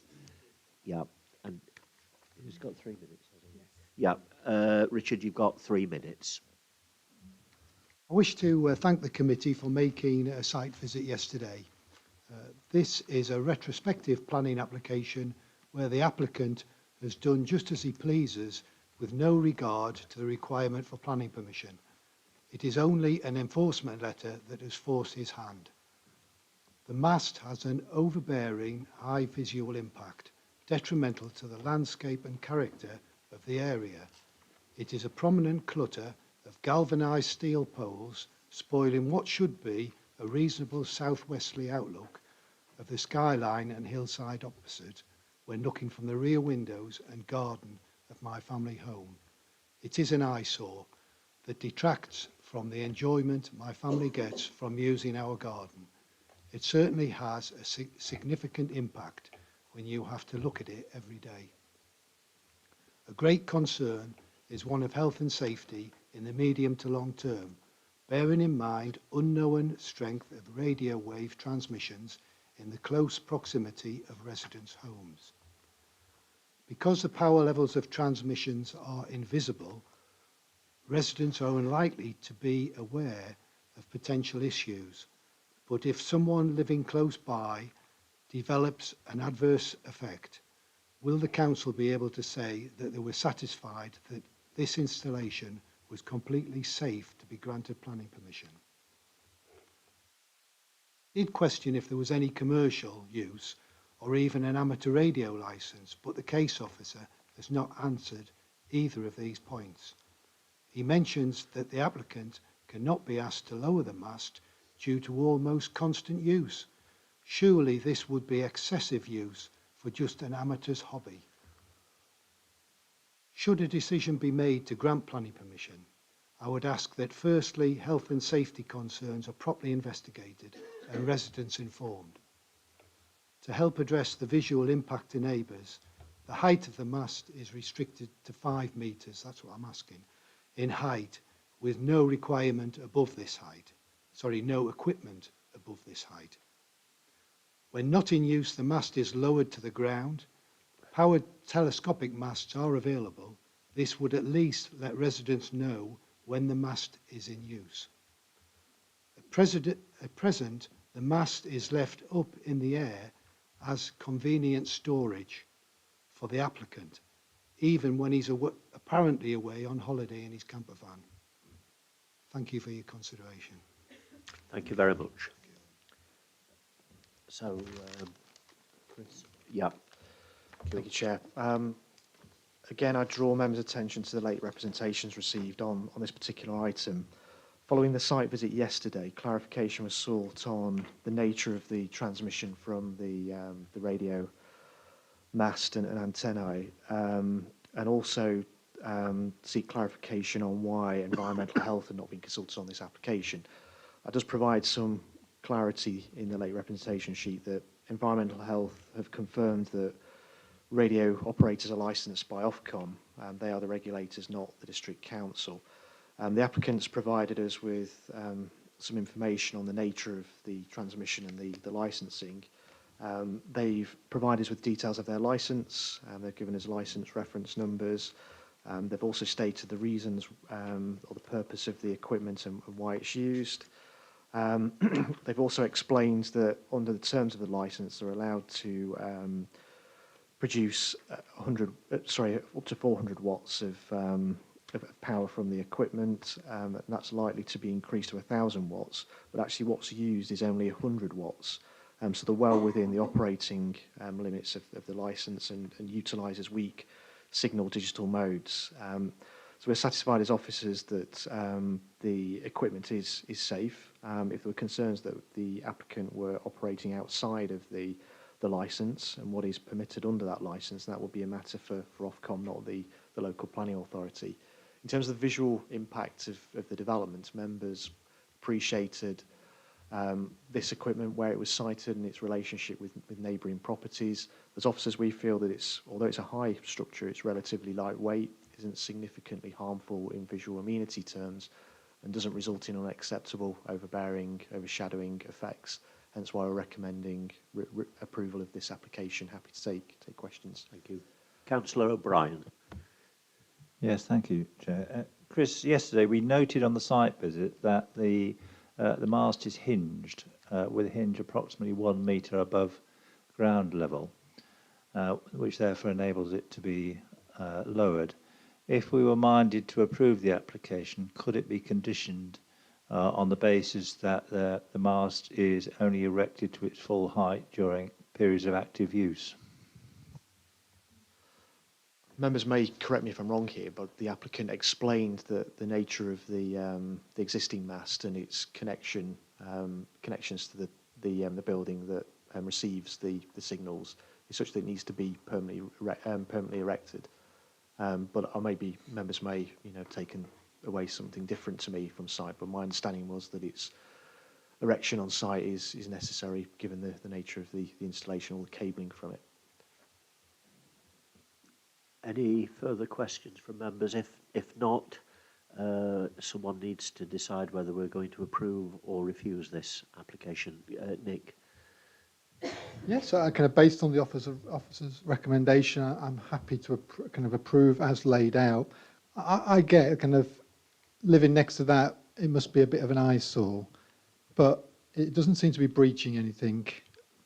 And I can't see any legitimate reason to refuse it, so I will kind of propose the officer's recommendation. Does that find a seconder? Thank you. Yeah, I'm quite happy to second it. Do you wish to speak, Dermot, at this point? No. It's been moved and seconded. Members, it's open for debate. Councillor Burthorpe. I'm taking the opposite view on this one. I think it was really important that we went to the site visit, and on the site visit, I think it was particularly important that we went to the neighbour's garden. Obviously, the people who've got this mast are quite happy to look at it because that's their hobby. But from the neighbouring property, in my view, it does have a considerable impact on their amenity. At the end of the day, we have to make a judgment about that. The judgment of our officers is it isn't visual intrusion, but in my opinion, it is. So I will not be voting for approval on this one. I'd like to hear what other people think, especially the ones who went on the site visit. Members, that's your prerogative. Councillor Dobbs. Yes, Chair. I think we need to bear in mind the history, and there was a mast for a long time, with, as I understand it, most of the bits at the top, he says, non-technically, but it had a slightly less substantial, less sophisticated base. And now the hinged base is more visually intrusive. But I think if this is going to function at all, it has to function as it stands. I can't see how moving it up and down is going to solve anything. It would seriously impact access to their garden if it was lowered, wouldn't it? So I think I'm prepared to go with officer approval for passing it. Members, I'd like to put then this to the vote as outlined. It's been moved and seconded for the reasons outlined in the officer's report. All those in favour that a consent be granted, please show. Against? One against. Any abstentions? 3 abstentions. Therefore, the motion has been carried and consent granted. Right, members, we turn then now to approval of reserved matters, pages 137 to 162, 75 dwellings, outline planning permission at land off Chesterfield Road and Quarry Lane, Matlock. And pertaining this application, I'm going to invite District Councillor Joanne Linthwaite, Ward Member, to comment, please, on the application. And you get 5 minutes, so... Thank you, Chair. Okay. Good evening, everyone. The LLFA has stated they are happy with the drainage plans as they stand for this development. Severn Trent have stated that they are happy to accept the sewage from this development into the Lumsdale branch of their network. However, the survey of this network, conducted on behalf of the developer by a company called PES in June 22, paints a worrying picture that does not support the LLFA's confidence nor Severn Trent's. The PES tried to survey the main combined sewer pipe on Chesterfield Road adjacent to the site, all 150 metres of it. They managed a little over 50 metres going downstream and just under 52 metres going upstream. The former, and I quote, abandoned too much debris, and the latter unable to pass encrustations. So the central third of that pipe has not been surveyed because they simply couldn't get at it. Comments on the other pipes surveyed in the Lumsdale branch include survey abandoned, too much water plus blockage. They managed to get 13 metres down that 100 metres. Couldn't get past lump of stone, blocked by clump of roots, and settled deposits, 40% cross-sectional area loss. In other words, nearly half of that section is blocked. That's not to mention the long list of cracks, fractures, breakages, and distortions. Hopefully you've all seen the photographs I took this morning of just how well the Severn Trent system is coping with current flows. Many litres an hour of sewage and associated paper products flowing straight out onto the lane and on down the hill into the brook. This is the same pipe into which the outflow from this development is destined to go. Moving on to surface and groundwater runoff. The developer has proposed to deal with the surface groundwater runoff arising from land outside the red line on the plans, but crossing the area to be developed, with a series of land drains. As you can see from the latest plans, there are now a number of homes to be built on top of part of that system, and as things stand, there is no planned outfall for this water. Where is it going to go? Are you happy to leave this to reserved matters? Does any of this matter? Severn Trent have a legal obligation to take the sewage. Severn Trent's own figures show this branch of the system surcharged raw sewage directly into Bentley Brook at the bottom of Lumsdale 41 times in 22, for a total of 211.74 hours. That matters. This was before Whiteley development at Tansley was finished and before the Tansley House Gardens was started. I was informed this morning that the site of these surcharges is also where all the water and sewage from Tansley ends up. This matters. In 2019, a similar development in Matlock, Treetops, underwent the same scrutiny by the LLFA and Severn Trent with the same positive responses. At the time, local people objected on the grounds that they'd been advised that the sewage system couldn't cope and the surface water drainage plans were insufficient. As some of you are aware, a number of homes and businesses below this development are now routinely experiencing flooding by surface and groundwater runoff, plus raw sewage. The sewage has begun to affect the health of those having to clear up the mess, all since the completion of Treetops. This did not happen before. Last Thursday night, I myself stood ankle deep in brown, foul water at one of these properties, the second time in 7 weeks.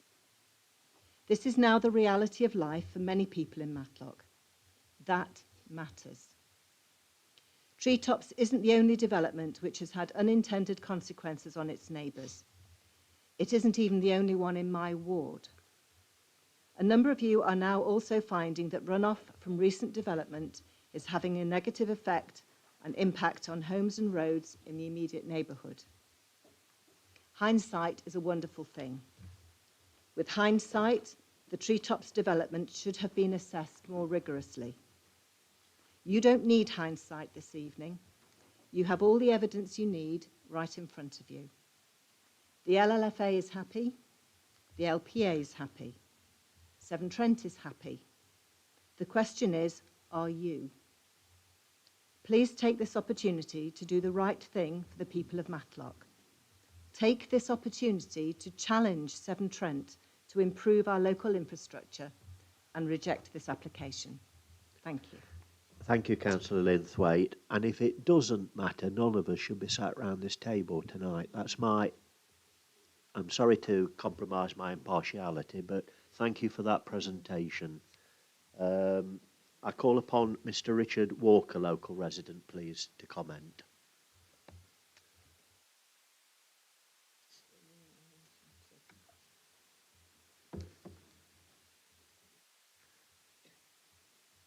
Thank you. I speak to you on behalf and for Matlock Civic Association rather than myself. The officers and applicants have collaborated to produce a substantially improved amended scheme. Matlock Civic Association appreciate this, but there are still some significant concerns. The following is the unanimous view of MCA at its monthly meeting held yesterday. On drainage, our representations at outline stage referred to the then applicant's assertion that the discharge of surface water runoff from the site will not be increased and that this must be subject to robust testing. This remains a crucial consideration to avoid an even greater risk of downstream flooding, and there is, of course, also concern in respect of foul drainage. On windows, MCA object to the substantial use of a half transom in the bottom right and left-hand corners of windows proposed for front elevations in 9 out of the 11 house types. The significant and discordant design conflicts with generally accepted good practice for the visual centre of gravity to be in the actual centre of the window. This is the traditional approach to development in the locality, and contemporary development should also follow this approach. The applicants have not complied with the council's letter to them on the 3rd of October 2003, in which it is stated that, and I quote, the contemporary windows and window proportions appear to be incongruous. Failure to make this change will negate the many positive amendments which the applicants have made to the appearance of the dwellings. The proposed windows are contrary to policy PD1 since they will not contribute to local distinctiveness and sense of place. There is a substantial risk that an untoward precedent will be set for discordant windows designs elsewhere. I have requested samples of house types with discordant windows to be displayed at the meeting.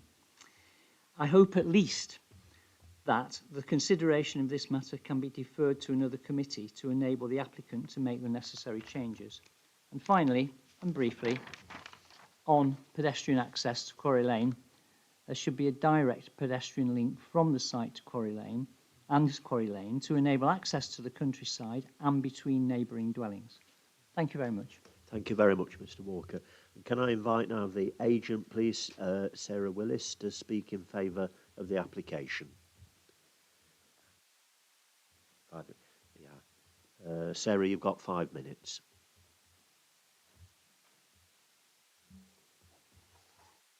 Thank you, Chair. My name is Sarah Wills of 1947, who are acting as agent on behalf of the applicant, Homes by Honey. The applicant has sought to work proactively with the local authority since June to provide a fully compliant reserve matters scheme pursuant to the granted outline application. The principle of residential development for 75 dwellings has been established at outline stage, and the reserve matters design process and subsequent plans carefully accord with the parameters plan and access previously approved at outline. Homes by Honey provide a high-quality range of house types and have put forward a design comprising traditional features whilst ensuring high-quality housing to meet sustainability standards. Window openings and transom heights are dictated by building control regulations, and the window fenestration balances these regulations with the need to allow sufficient light into these new build dwellings.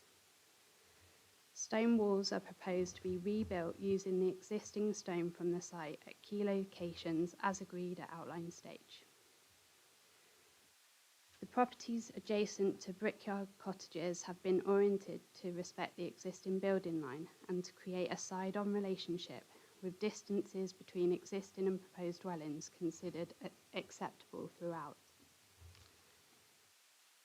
Local lead flood authority have raised no comments regarding flooding and drainage and considered the technical assessments at outline stage.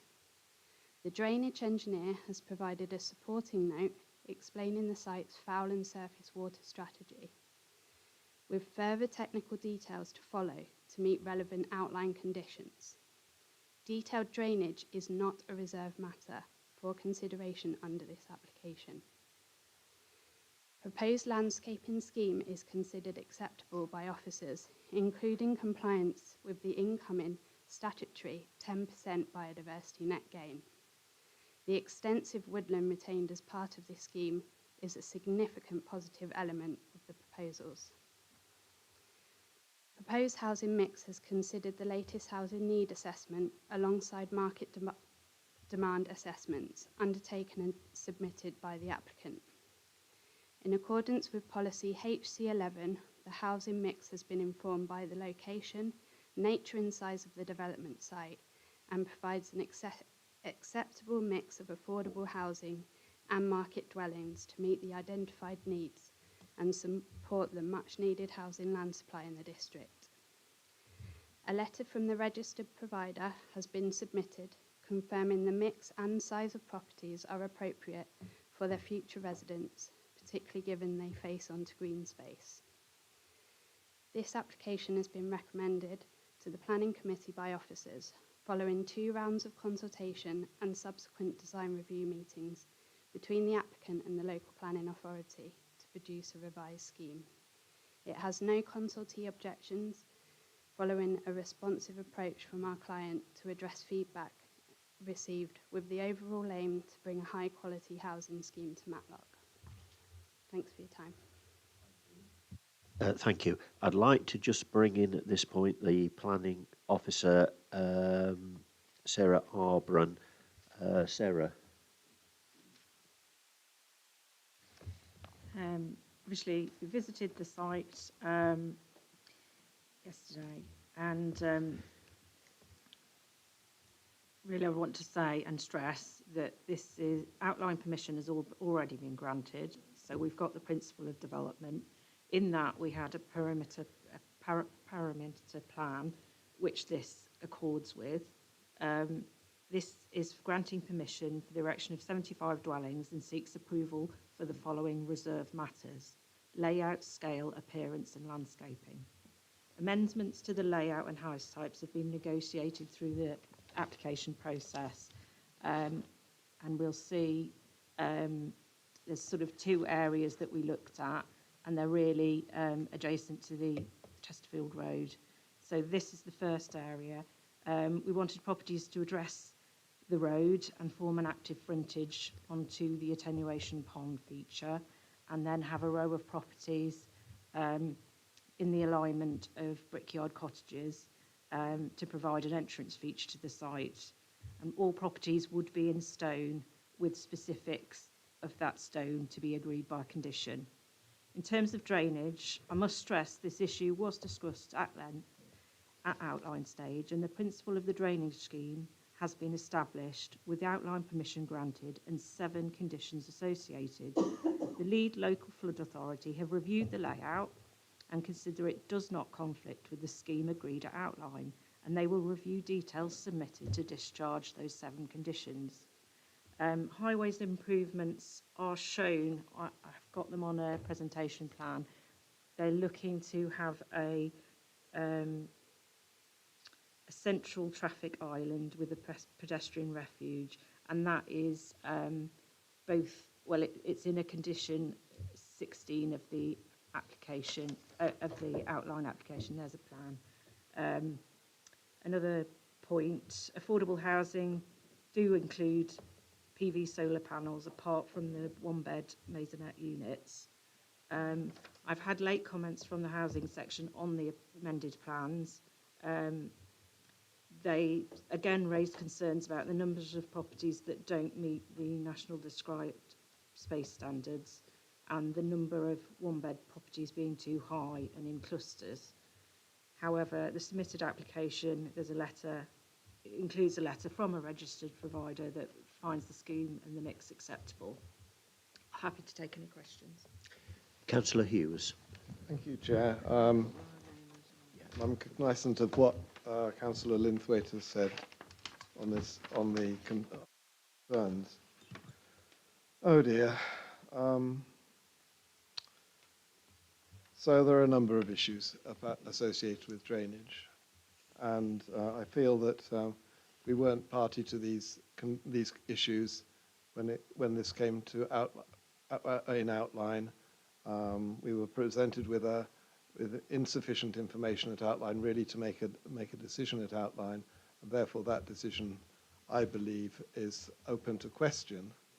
I wonder about the legal position and liability of this council, given that it has now been informed of the problems about drainage and about the ability of the hierarchy to take the water coming off the site, and therefore by approving this, I believe that we may be subject to action against us. Now, I'm sure our lawyer here will help us out on that, and she may say not, but we already know that residents in other parts of Matlock, East and Tansley are considering and instructing solicitors about drainage issues and the sewage that's entering their properties, and the fact that that is costing them money, creating stress, creating hardship, and in some of these places,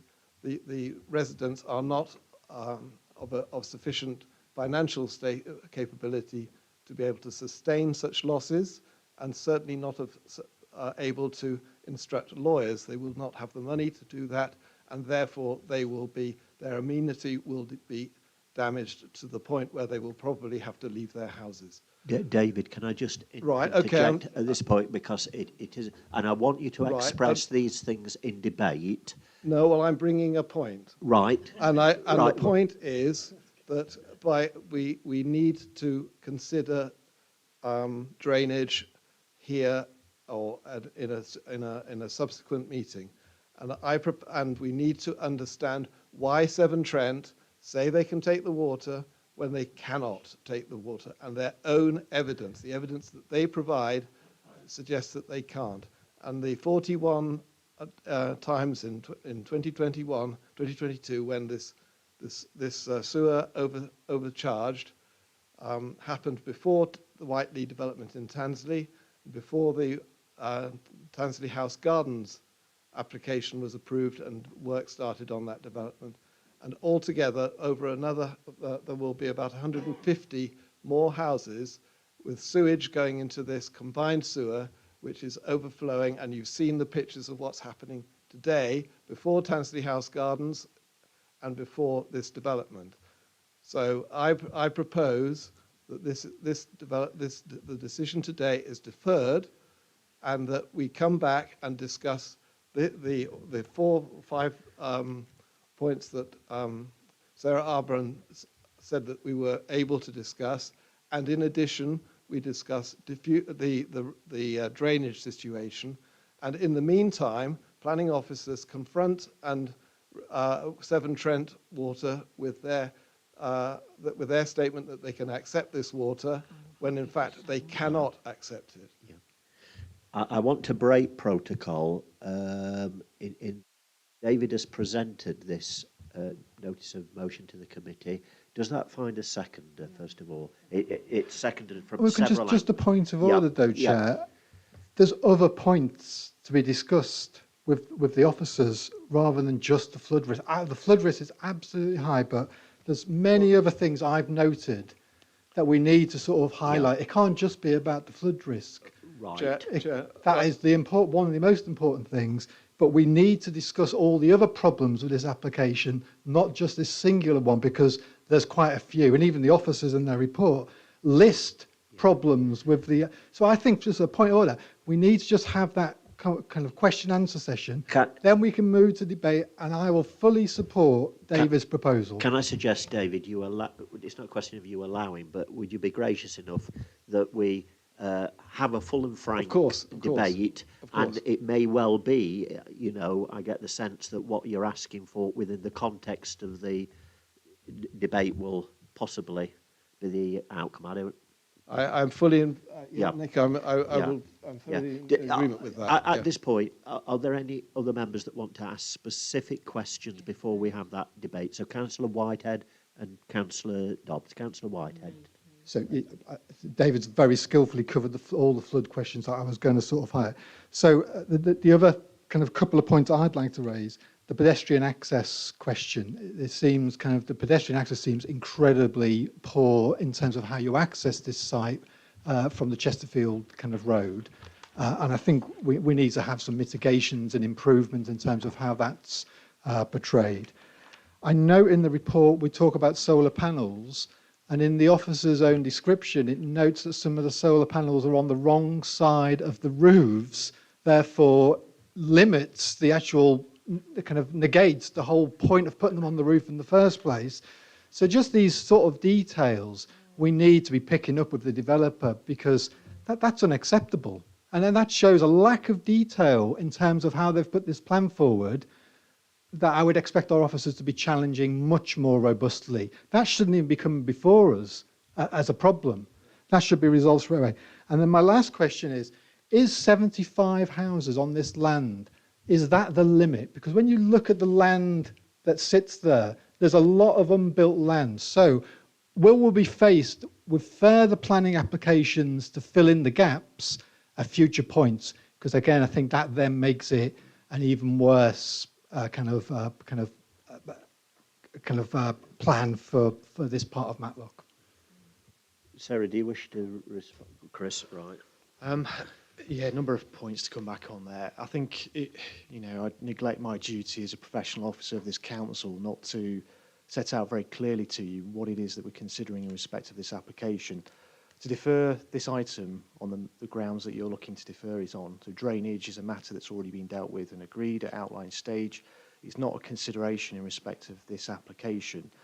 Access to the site has been agreed at outline stage. The point of access is deemed to be acceptable, as are all the highway improvement works. So to defer the application for those reasons would amount to unreasonable behaviour, in my professional view.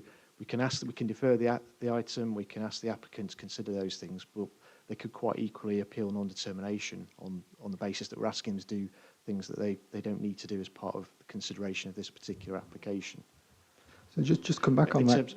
Sorry, to answer the final question, sorry.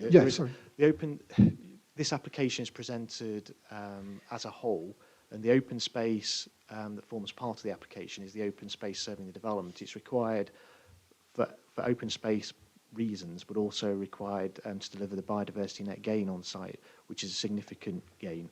So it's not at risk of development because it forms open space serving the site, and that's something that would remain in perpetuity for or at least 30 years in the case of biodiversity net gain delivery.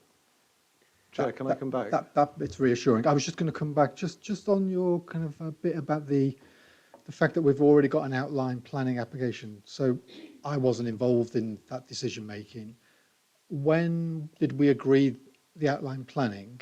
And did we know any of the consequences of the other developments that have then subsequently been built? And have they been they couldn't have been possibly factored into the outline planning condition?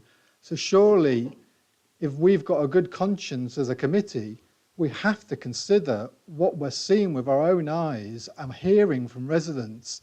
People aren't just making it up. We have the proof of it. So therefore, something has fundamentally gone wrong. So I think a deferment would be the most sensible option, so we could have a kind of some clear answers to these issues. Yeah, back as well. Yeah, can you just ask for a response first, please, from Chris, and then David, and then Laura, Sue, and Neil. Yeah. Yeah. Thank you, Chair. I've explained why I don't feel that considering matter of drainage at this stage is appropriate, but I want to be clear to all the members of the public that are watching this application that in terms of land drainage proposals for this site, the proposals were extremely comprehensive and looked at in some detail when the outline application was considered. The proposal considers a much bigger catchment than the development site in terms of land drainage proposals. There's capacity built into the sustainable urban drainage on site to deal with climate change. So the reference to surface water entering the drainage network is factually incorrect because in this particular case, it's attenuated on site and it discharges straight into the Bentley Brook. receive. Chair, I didn't say anything about water going in, drainage going into the site. We talked about foul water going into the drainage system. I think for matter of clarity, we are just dealing with the foul connections here. I think that needs to be made absolutely clear. Chair, can I come back? Can I just remind members, questions, we can have this conversation in the actual debate, but please, yeah, if it's a question, David, or... No, it's not a question. Right. Sue? Then it's Councillor Buttle and Laura, sorry.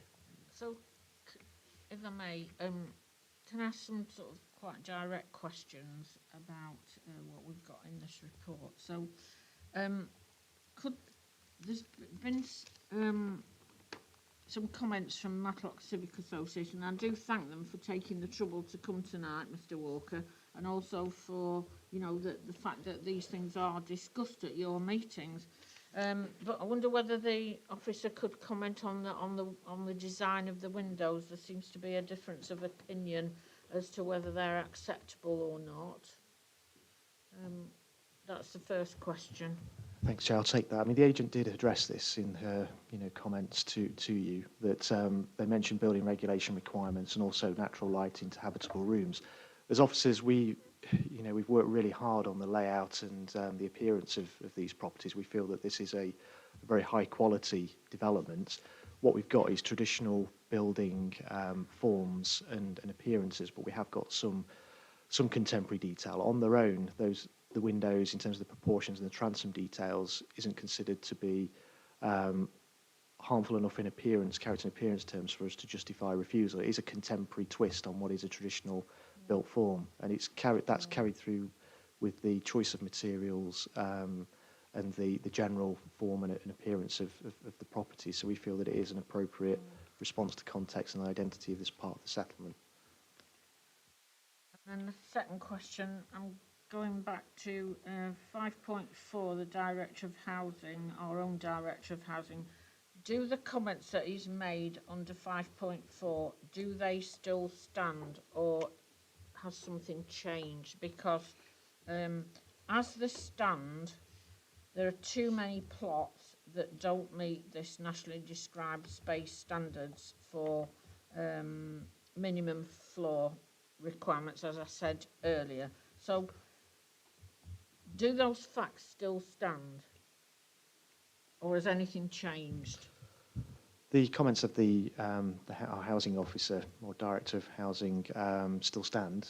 However, as the agent has pointed out, there is a registered social landlord interested in taking on these units. We don't have space standards in our development plan policies. There is a slight deviation from the prescribed space standards, but there is a registered provider that's willing to take on these units and deliver them as affordable housing on the site. So if I may come back, several of the plots don't meet NDSS. They still don't meet the standard, the minimum standard. That's really important to me, and will have a bearing on how I vote. No, I'm not going to say anything about the cumulative effect of all these new developments, and I just hope that, I have to say it, I just hope that people who do not live in Matlock are aware of the position that people in Matlock are finding themselves in. We are at crisis point with flooding, sewage, in people, Presentation Convent with sewage, people being flooded not once but twice, and it's the cumulative effect, and unfortunately it's the last developer. I'm not saying they're the ones to blame, but the cumulative effect that we're experiencing is really serious. Thank you. Thank you. Councillor Laura Maelstrom, then Neil, and I know, Peter, you've been very patient, but let's get it off our chests then, because the questions has really crumbled, and much of this, with respect, we ought to have had in a debate, because we're going to have a debate, aren't we? Right. Anyway, well, I really am going to questions. ask a question. Paragraph 730, affordable housing mix, says the Director of Housing's comments on the affordable housing mix will be reported within late representations or verbally at committee. Do we have those comments? I did report them in my presentation. Yes. Sorry, I do beg your pardon. I kind of made general comments that they were quite the same, in that they didn't, some of the properties didn't meet the space standards and there was too many one beds, which is what he'd already said. Right. So I have reported that.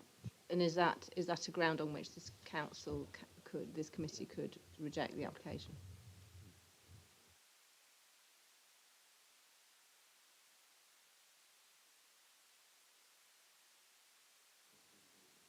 I think Chris mentioned that obviously we have a policy grounds for refusing applications that don't meet the space standards. Sorry, we do or we don't? We don't. We don't. I could come up in the debate.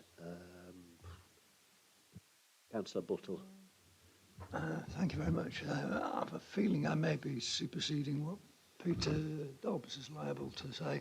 It's that the pollution working group wishes this council to request and require Severn Trent to make a statement on major applications. And I'm wondering if it would be permissible for us to defer while that is done. I'll let the officer respond to that, but again, this perhaps is something, if members feel so minded, we come to the debate, because there are other people with equally as important difficulties. And I just want to say this, please, officers, I think we're all aware you've put tremendous work, you know, it's not a case of trying to deliberately just pull the rug from under your feet. We've been addressed by a very respected district councillor tonight who is doing her job well. And, you know, there is this big dilemma that things have changed since perhaps the outline consent. It's staring us all in the face. But anyway, sorry. Chair, can I come in here first? Yeah. When we discussed this at the outline planning application stage, and we were told that Severn Trent would take the water, we were not given this evidence that the sewer wasn't able to take it. We actually thought it was a different sewer that was involved, and therefore we weren't aware that this particular sewer is unable to take additional foul water, and as such I believe that we were misled at the outline planning application stage, because we should have been told that the sewer was already overcharged. I mean, if the planning officers need to look at all sides of a problem, they can't just say, well, Severn Trent says they can take it. The planning officers need to consider whether Severn Trent can make that as a reasonable statement. And we found out from what Councillor Linthwaite has said and what she has seen that, in fact, they can't take the water. So it wasn't a reasonable statement. And I suggest that that information was in the public domain, but we as councillors have got a myriad of other things to do. I already spent all last week on corporate plan issues and other things, and I think I've been told I mustn't talk to the planners anymore about flooding because I'm overwhelming them on flooding applications. Chair, point of order. Can I have a point of order? But I think we need to. Chair, can I have a point of order, please? So, yeah. Please, can we finish the? Can we stick to the protocol of council meeting? Yes. Can we finish questions? We have a proposal to defer from Councillor Hughes, which I wish to second. Yeah. I do apologise. It's poor chairmanship on my part. Councillor Dobbs, and then we go to debate. Chris, go on. Yes, thank you, Chair. I think I just need to provide some clarity, hopefully, on this particular issue. My understanding of what's been discussed and what Councillor Linthwaite has raised this evening is there's two issues. One is issues with the condition of the the foul sewer, which, if it is in a poor state, would be repaired as part of this development. In terms of foul flows within the town, we know as a consequence of recent extreme rainfall events that rainfall entering the drainage network is over is overcharging the system and is causing foul sewage to. Sorry, sorry, I mean we'll continue to overcharge in areas. What I want to try and just provide some context to it. Today wasn't a particularly heavy rainfall event, and there was sewage coming out of that drain. I don't. The point about it's a combined sewer. It has to take water from the sky, from roads, and it also has to take sewage, and it has to have sufficient capacity to take the sewage as well as the water from the sky and from the roads. It hasn't got the capacity. Chris, you're telling us because it's a combined sewer, when it rains, we can expect it to flood and pollute our environment. Surely you wouldn't want to live in Lomersdale, would you? And under those, David, I'm trying to be as gracious as possible. I have failed tonight, so you can take it from me. Right, I know it's. No one denies. I think most people in this room are with you, actually, David. So let's, at this point, bring in Peter. Let's go then to a formal debate where people are entitled to put forward and take it from there. Right, Chair, and sorry. Wrong. We need to extend the time. What we're talking about. Another half an hour, please. Yeah, and this is happening too frequently. You know, we really do need to give some careful thought as to how better we do our agendas. That's not an officer thing. That's for us as members too. Sorry. Right. I mean, I don't want to, make this situation any worse than it needs to be, and I fully respect members' opinions on the development. What I don't want members to do is to consider that new development is necessarily the problem here. I think we've got to look at the drainage network as a whole. If the principles of sustainable urban drainage work, new development should offer betterment in terms of flood alleviation. What we're dealing with is, a situation where you've got the vast majority of Matlock building, which taps into antiquated drainage infrastructure. And climate change here, isn't it? More rainfall events are more extreme. That's all entering the drainage network and is overcharging it in certain areas.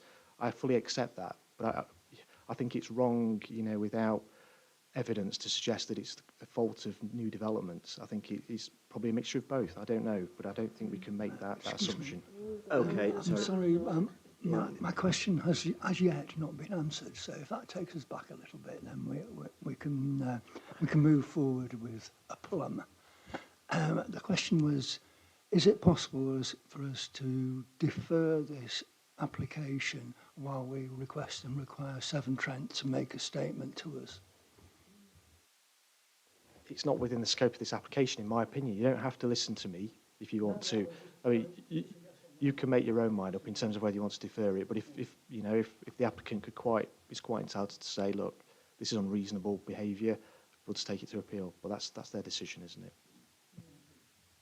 I want to bring in Peter, and then we'll move on. It's a procedural question, really. I mean, if you're listening to each other, we're picking up the fact that there is apparently a quite significant problem, possibly that wasn't made evident when the outline permission was granted, and therefore we need to do something, don't we? And perhaps we're just trying to do the only thing that we feel we can, because we have no other way of actually saying to Severn Trent, hey, your sewer doesn't seem to be behaving as we predicted, as you promised. Can we actually do something? I mean, it's exactly the same thing with what I referenced in the first application. In 22, they said red. In 23 and a bit, they said, fine. Hang on, why? What have you done? Have you replaced it? Have you relined it? Have you? I don't know, but I'd like them to be kind of telling us what they've done, because otherwise, you know, what do we trust? This version or that version? The evidence of the photographs or their statement, all is fine. That's all I'm looking for. Is there anything procedurally that you can suggest that we can do? We've basically agreed the details at outline, but it's subject to discharge of conditions. So all that detail, all that scrutiny of what's submitted will follow as part of that outline permission. Can I ask a follow-up? Yep. Just who will check that? As a district council, the application's made to us, so all of that information is publicly available, and we will seek the assistance of the competent authority, which is the lead local flood authority in this particular case. I feared so. Councillor Murphy, then Councillor O'Brien. Thank you, Chair. I wonder what the applicant thinks, actually, because surely it's for them to work with us, because this is not their problem. This is a third party's problem. This is Severn Trent's problem. So I'd be very interested to know what their thoughts are, because obviously selling those properties is going to be made quite difficult, because it's going to be obvious in the area that there is a major problem with the infrastructure. I don't know what any other people think. Councillor O'Brien. Yeah, thank you, Chair. I want to second the proposal to defer, moved originally by Councillor Hughes. I'm going to try and put some rationality, if you like, into the reason for that. First of all, to respond to the issue raised by Councillor Burford on the space standards, I did look at the Section 106 agreement associated with this application, and my recollection is that that required that the affordable housing, or at least the social rented element of that, met the prescribed national space standards. So I think we need to ask officers to go back to the 106 agreement to check that my understanding is correct. It may or may not be, but that, I think, was my understanding. And if it is the case, then clearly the application requires amendment to comply with the Section 106 agreement. On the substantive issues raised by David Hughes, I'm not a Matlock member, and so I do look at this applications like this totally objectively. I am satisfied that the changes in layout that have been negotiated throughout this process have not been accompanied by the required revision to the previously approved drainage scheme. That's my conclusion, and on that basis, therefore, I don't think it's safe to approve the application without that revision coming before committee. Secondly, I think there is evidence which members of this committee have now been made aware of in relation to a variety of drainage and sewage issues that we were not aware of at the time that we granted the original outline planning application.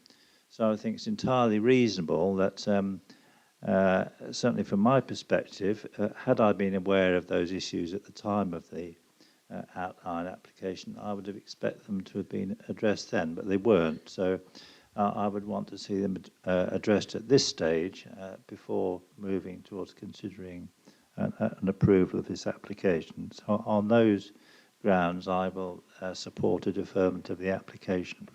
I'm very keen at this point. It's been I moved. would say that this is not an attempt to undermine our officers. Yep. This is an attempt to support them in what we understand is a very difficult negotiations they have with some of the statutory undertakers. It's been moved and seconded that rather than us going to a debate and all the rest of it, does that motion find support within the committee? Else there's no point going on any further, is there? So David has moved, as he did at the beginning, the co-chair of the planning committee. Councillor O'Brien has just seconded that we defer. I'll invite you to speak to the motion. I mean, there is, from my perspective, I think very well summed up by Councillor O'Brien in terms of our officers, a respect, but also it's not just a matter of me recognising in David Hughes his passion and his zeal. Is that, from my perspective, you're absolutely right, David, and you know, we come from the same conviction or basis that we shouldn't be in politics if, you know, we don't make stands and all the rest of it. And I'm sorry that perhaps goes against the grain of the officers, but anyway, I've had my say. David. Thank you. Yes, and when it comes back, what I was proposing was when it comes back, it also includes a re-evaluation of the drainage proposals, including Severn Trent's statement that it can accept the water from this side after it's accepted the water from Tansley House Gardens and Whiteley, and noting that it's overcharging even before that to a significant extent. I would say that where Councillor Linthwaite saw the water coming out of the foul water coming out of the drain, it was a place where people would have to wade across it to get to their houses. Thank you. So, members, do we have other things that we can give now to the officers in conjunction with what's offered to us from the proposer and seconder? Councillor Whitehead. Yes, just a very quick point. I have to agree with David, but I don't think we should conflate things that have happened in other areas, because I think that would be detrimental to our decision about this planning permission. The one thing I was going to say, I absolutely wanted to back up what Peter said about kind of the work the officers have done. I think this is an excellent development. It's just, in terms of how it's set out, the kind of design of it is brilliant. And so the input from our officers with the developer is a really good example of good working. I think the problem has come because we're seeing things kind of which we can't reconcile in terms of making a decision. And I absolutely get what Chris said earlier. He said about actually a modern development should have techniques for dealing with drainage in ways that don't kind of need to be the traditional ways. What I think might be helpful, Chris, because it looks quite likely that we're going to defer this. If you're that confident, or the developer's that confident in the draining solution they've got for this site, they need to demonstrate that to us at the next meeting in terms of how that will work fundamentally different to the other developments we've seen in the same place, which haven't worked. And so I absolutely buy into your confidence, but I think we just need to see the evidence in terms of how that would work to give us that confidence. Thank you. Chair, could I just make sure that the housing is included in that, please? Yeah. The minimum space standards. Yeah.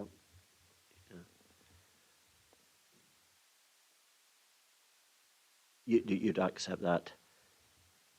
Does any member feel, you know, there is something they want to... I don't want us to just go to the vote and someone feel they've been bypassed. Right, well, I feel... Yeah, we'll put it then to the vote. All those in favour of supporting the motion before us that we defer the application for these discussions, all in favour, please show. That is in fact, no it isn't, against, abstentions. There's one abstention. Okay. Yeah. I must speak to you afterwards, John. I want to know why.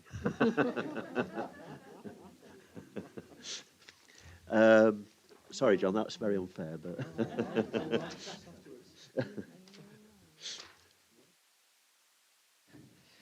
So we move to pages 163. The application is to fell approximately 108 trees at woodland between the River Derwent and the recycling centre at Darley Dale. That was part of the site visit yesterday. There are no comments from parish council, town council or residents. So, Chris. Thank you, Chair. I'll just very briefly introduce this item. As a landowner, the council owns various parcels of of land, including this site. This is a substantial area of woodland. As part of the management of our estate, we're looking at the implications of ash dieback on public health and also property. As part of the review work that we've been doing of our estate, there are a significant number of trees within this area that have succumbed to ash dieback or are in high target locations. So they present risk to the public who might be parking their vehicles in car parks adjacent to the woodland or within reach of property. So this is this is really important work in terms of mitigating that risk and having to respond to that appropriately. So whilst as a landowner we don't advocate felling trees, there's a reason for it, and as a responsible landowner we would replace those trees with at least another tree, and preferably more trees in appropriate locations.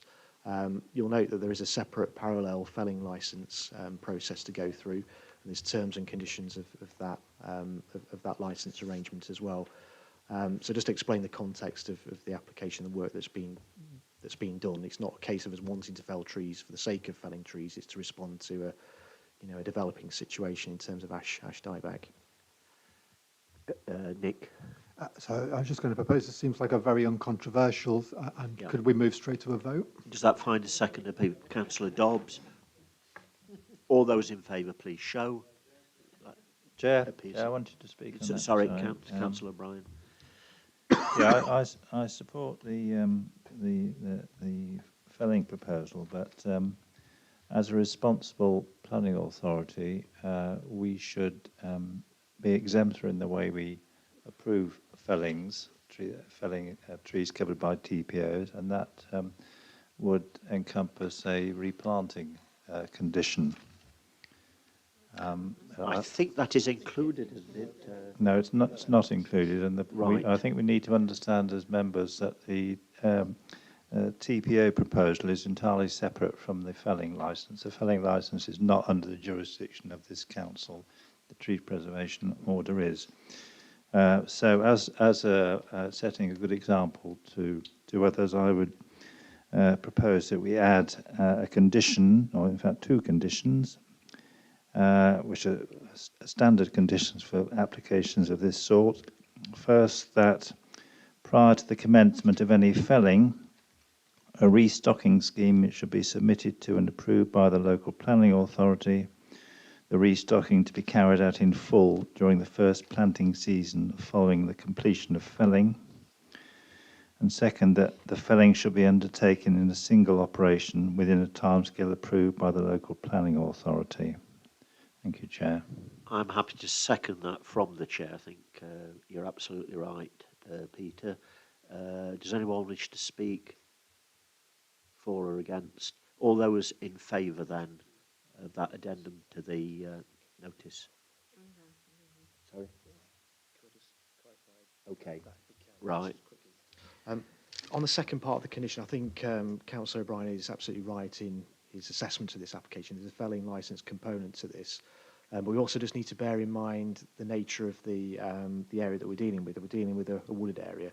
It might not be appropriate to replace trees with new trees in that location. So we might need to think carefully about where trees are planted. But as a council, we do replace at least one a felled tree with at least one tree in an appropriate location. So I just think we need to just be careful not to commit ourselves to planting in the woodland area, because regeneration of the woodland might be important in that scenario rather than direct replacement in the area. And I'm not sure, given the extent of this area, whether we can carry out all the felling as one operation or whether it needs to be done in phases, because it's quite a significant area of land.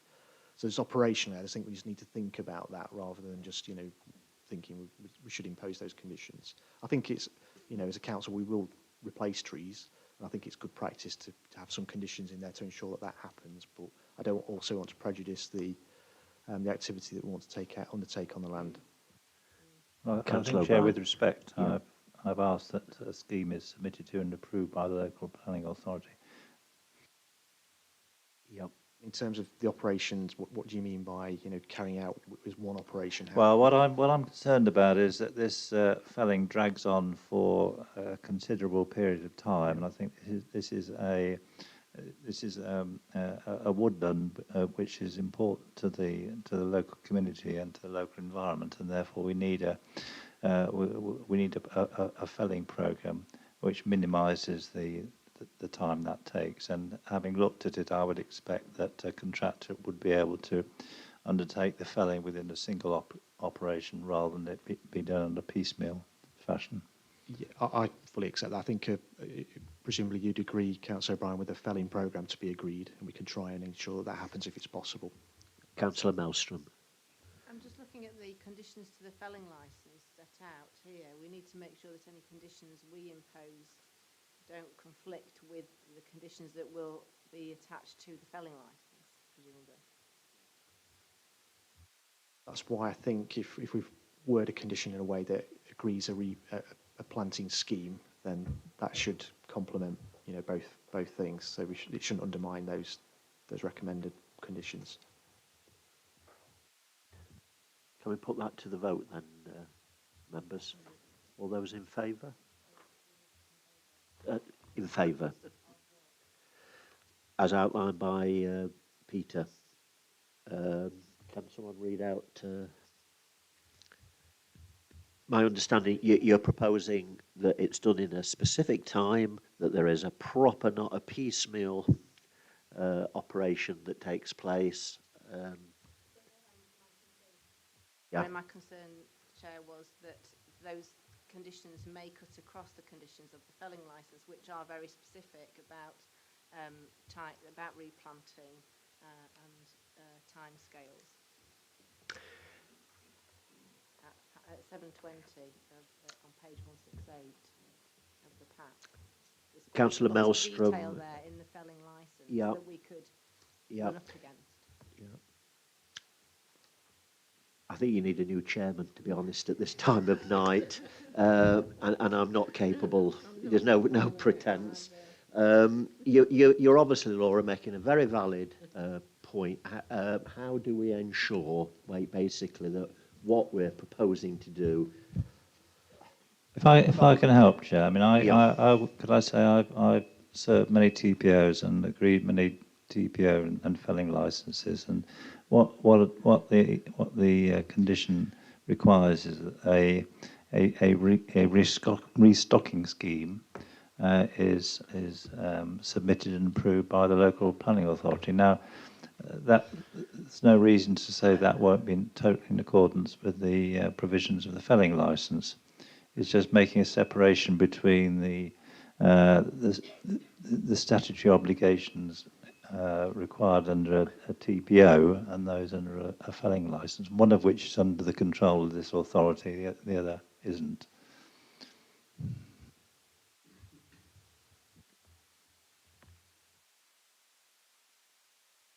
Can I suggest a way out of this? I need a way out because right.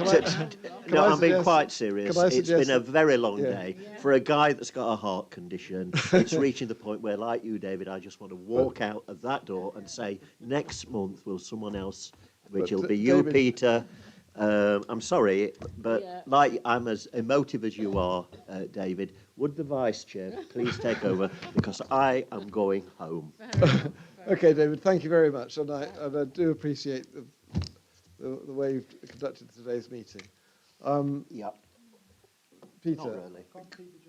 Could be, exactly. Line that says we won't breach the licence conditions.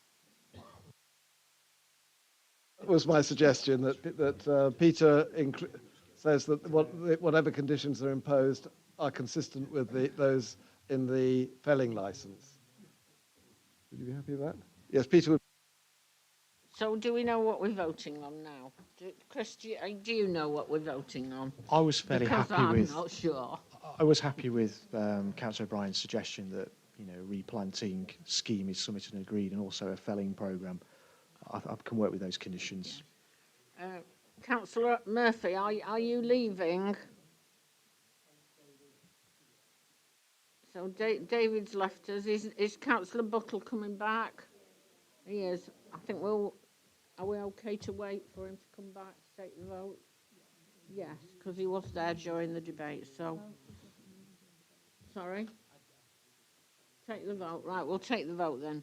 Are we all happy that we know what we're voting for? I'm not sure I am, but I'm going to vote for it anyway, because it sounds very reasonable to me that we're doing the right thing, and we're sort of covering ourselves, because I think it's really important that the public know what's happening, because they will see these trees coming down, they'll think, what on earth is going on? And anybody who cares to watch this meeting will know, hopefully, what we're doing. So, Councillor Hughes. Chair, Tommy, I think, understands what has been proposed. Yeah. Are you happy, Tommy? Yes, I'm happy, Chair. Let's take the vote then. So, all those in favour, please show. Anybody against? Any abstentions?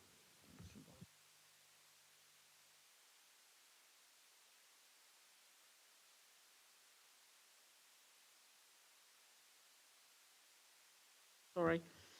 0192 full Ashbourne Methodist Church, Ashbourne. Point forward, Chair. Yes. Do we have enough time to do this item, or do we have to carry it to the next meeting? I think it would be very unfair on that speaker, It would our next speaker. I can't. I'm not prepared to stay after 10:30. No. Then. Well, I'm hoping, shall I say, that this is going to be reasonably straightforward. So, Chair, another point of order. Can we take this and the next one together and vote on the two together? Can we do that? Can we do that? Can we take them together? So Okay, we'll do them separately then. So, Mr. Walker, would you like to speak to the committee? Yeah, thank you for the opportunity to speak to you, especially so late, on behalf of the Link Community Hub based at Ashbourne Methodist Church. My name is Tony Walker, and I am the leader of our Link development team and sit on the Ashbourne Reborn programme board. I'm actually pleased to be here in person. It may have been a long wait, but when I presented to the Planning Committee in March 2021, the meeting was virtual. All parts of the scheme approved in 2021, which support the aims of becoming a 7 days a week church and community hub with accessible and sustainable facilities, are retained. That is, a new main street level entrance foyer from Station Road, a flexible church space with pews removed and flexible seating and staging, providing meeting rooms of various sizes for community use, providing modern facilities, that's toilets, kitchens, insulation and heating, and secure facilities to meet safeguarding requirements. The Ashbourne Reborn LUF bid, Levelling Up Funding bid, has significantly increased our ability to support the community, the arts, the visitor economy, the business community, flexible working, and the future of mobility. You have all the details of these plans, so just briefly, the key change points are: the land at the back of the church is retained and converted into a community garden. The previous plans to build 10 apartments on this land are withdrawn. The church space will be turned into a fully flexible performance and arts venue, including flexible staging and seating arrangements, full lighting gantry, and such things. The old and tired gateway dormitory visitor accommodation beneath the church is completely renovated to become modern hostel accommodation with 7 family or small group rooms with en-suites plus two bedroom apartments in the existing chapel house. This will provide affordable, quality, self-catering visitor accommodation in the town centre, increasing town centre footfall. The meeting rooms will be fully equipped for virtual meetings, and there will be hot desking spaces. The new foyer, together with the cafe, will be available as a mobility hub in line with the support of the County Council, and there will be an Ashbourne community transport drop-off and pick-up bay. We will also provide a full changing places toilet. Since receiving LUF funding, we have conducted consultation with current and potential future users, meeting with over 20 community and arts organisations. All are enthusiastic about the plans and see the potential to use the new buildings. Their input and ideas have been incorporated in the plans submitted for this planning application. We do appreciate the sensitivity of our site from several points of view, including heritage and ecology considerations, and we are fully committed to continuing to work with the Council's planning department and the necessary authorities to ensure this development is progressed in full cooperation. One area which has been particularly time-consuming is the conducting of an extensive series of bat surveys, both this time and for our previous application. This has meant this application has been submitted later than our programme, as in the LUF-BID, had originally envisaged. In addition, there is a requirement to conduct further surveys to establish whether one particular species of bat, the long-eared brown bat, which is evidenced as being present by its droppings, though it has never actually been seen, is present or not. These further surveys will take another 4 months to complete and will cost a further £10,000, in addition to the over £40,000 we have already spent on bat surveys. We are fully committed to doing the right things, and the bats will be properly protected in line with the bat mitigation plan, which will be agreed with Natural England. So we are very appreciative of the planning officer's recommendation that our planning application be approved at this time, and any requirements arising from these surveys or from the various consultees' reports be conditioned, and that authority be delegated to the development manager or the principal planning officer to ensure any and all necessary conditions are met. Without planning permission, we cannot start discharging conditions, we cannot proceed other work, and we cannot go out to tender. In addition, we are still fundraising to achieve our match funding commitment of 1.4 million, and our further grant applications are now all on hold, as we cannot progress these without planning permission being in place. As I said already, we are fully committed to implementing this project with full sensitivity to ecological, wildlife and heritage matters. We've not taken an easy route. We're doing all the difficult things, and we're trying to do the right things. And we will respect the spirit as well as the letter of all conditions. So thank you for your kind attention. It is late. We do ask for your approval of the Link Community Hub planning application. Not having it at this time will mean further delays, will mean we'll have to reprogram, will mean we'll have to reschedule the LUF spending different from the current LUF permissions. Thank you, Mr Walker, and thank you for your patience. So, kicking me out. Sarah, are you taking this one? Thank you. All I'd like to add is that obviously we're not asking for approval tonight, we're asking for delegated authority because we're awaiting comments from the Wildlife Trust, the EA and the Flood Authority, and so we're asking for delegated authority to deal with those when they come in. Any questions? Councillor Archer. My question is, this is a no-brainer. Can we just go straight through to debate and get this done?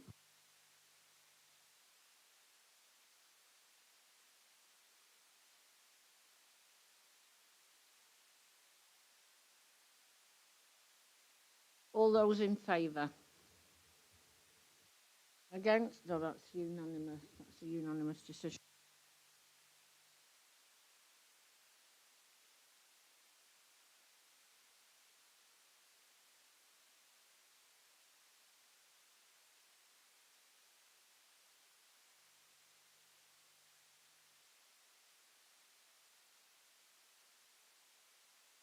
Happy to propose and move.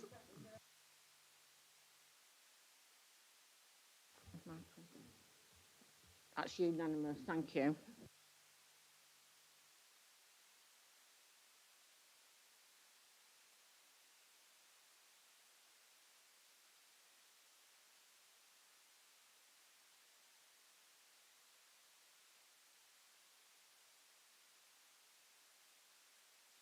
Just a very quick question. If we didn't agree with these appeal decisions, what happens then? Can we appeal the appeal? We can challenge the decision through judicial review proceedings, but you only have 6 weeks from the date of the decision to do that. I'm not proposing that we do that on either of these. Okay. If you recall, we have done one on the Hull and Ward application. We're still waiting for a response from the planning inspector.